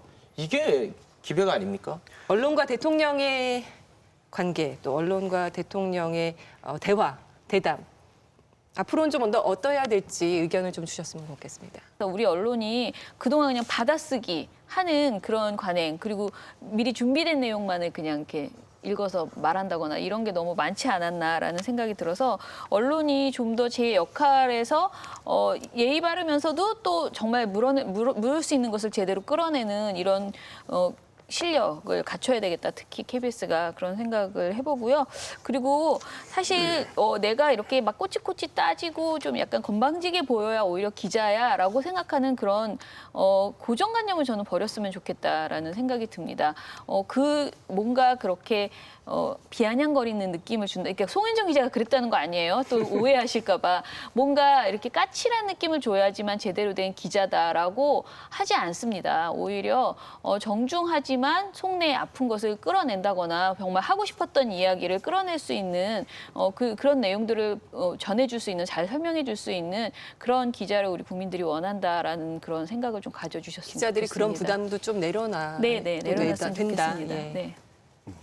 네, 뭐 거의 비슷한 말인지도 모르겠지만 근데 정말 중요한 게 그 기본적인 예의는 꼭 지켜야 된다고 생각하지만 근데 기자들도 정치가들 조금 불편하게 만드는 게 또 우리 해야 하는 일이라고 생각해요. 왜냐하면 정치가들 대부분 정말 미디어 프로피라고 생각하고 그래서 그 사람들도 TV 나갈 때 인터뷰할 때마다 자기 아젠다, 자기 정치 위해서 광고하고 싶은 것 같아요. 그래서 우리 그런 사람들 조금 생각도 못했던 질문으로 조금 불편한 질문으로 약간 자기 컨셉 좀 깨지게 그래서 정말 마음속에 어떤 생각이 있는지 좀 나오게 만드는 게 그거는 기자의 역할이라고 생각하고 그래서 그거는 한국에서 최근에서 지난 10년 동안 아니면 그 전에는 박근혜 뭐 그리고 이명박 정권에서 많이 보지 못했던 행동이 있는지 그래서 한국 사람 다시 조금 익숙해야 되고 다만 기본적인 그 예의 지키는 게 중요하고 그리고 좋은 질문 만드는 게도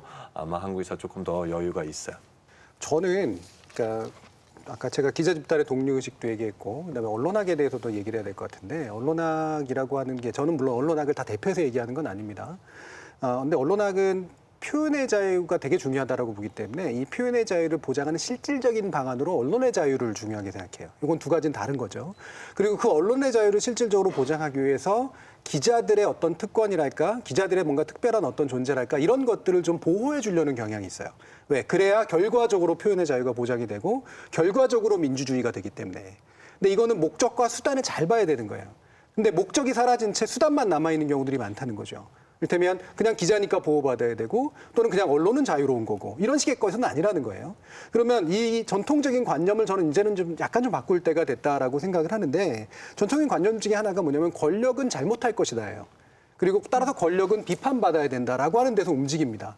근데 그 권력은 비판받아야 되는데 그 비판이라고 하는 것의 핵심의 내용은 당연해 보이는 것을 당연하지 않게 다시 한번 뒤집어 생각한다는 것이지 흠을 잡기 위해서 사실은 타당하지 않은 주장을 끌어다 붙이는 어떤 중립적 태도를 보이는 것 이런 것에서 나오는 게 아니라는 거예요. 이제는 공영방송의 기자들은 그리고 공영방송의 저널리즘은 뭘 해야 되냐면 저는 국민 일반을 대변하기 위한 노력을 해야 된다라고 보는데 그 국민 일반의 대력은 일단 비례성이 상당히 중요하다. 그러니까 어느 정도의 목소리의 비중들을 가지고 있는가를 보고 일단은 대변을 하려고 노력을 해야 된다라는 거고요. 두 번째로는 그 과정에서 중요한 건 옳고 그름에 대한 판단이나 사실과 주장에 대한 판단, 합리와 비합리에 대한 판단은 스스로 해야 된다. 그리고 거기에서 책임과 권리를 어떤 획득하려고 노력을 해야 된다라는 거예요. 현재 흘러가는 어떤 대중들의 분위기와 정서들을 정확하게 읽고 거기에 맞춰서 거기에 휘둘리라는 소리가 아니라 자신의 옳고 그름의 이야기들을 적정한 균형성을 가지고 이야기해 주는 것이 이제 필요한 때가 됐다라고 생각을 합니다. 제가 끝으로 한 말씀 드리겠습니다. 그 KBS가 오랜 투쟁 끝에 정상화의 모습을 보여주려는 노력들을 하고 있지 않습니까? 근데 그런 것들이 그 내부 인원들에 의해서 그 자리를 차지하고 있는 게 아니라 국민들의 지지가 있었기 때문 아니겠습니까? 그 점을 꼭 좀 기억을 해주셨으면 합니다. 쓴소리 감사합니다. 네, 오늘 저널리즘 토크쇼제에서는 논란이 된 KBS의 문재인 대통령 취임 2주년 특별 대담과 관련된 논란 이야기들 짚어보는 시간 집중적으로 가져봤습니다. 이 방송은 KBS 1TV, 마이케이, 푹, 유튜브 그리고 페이스북을 통해서도 만나실 수 있습니다. 언론의 관행은 여러분이 바꿀 수 있습니다. 다음 주 일요일 밤 10시 30분에 찾아뵙겠습니다. 고맙습니다.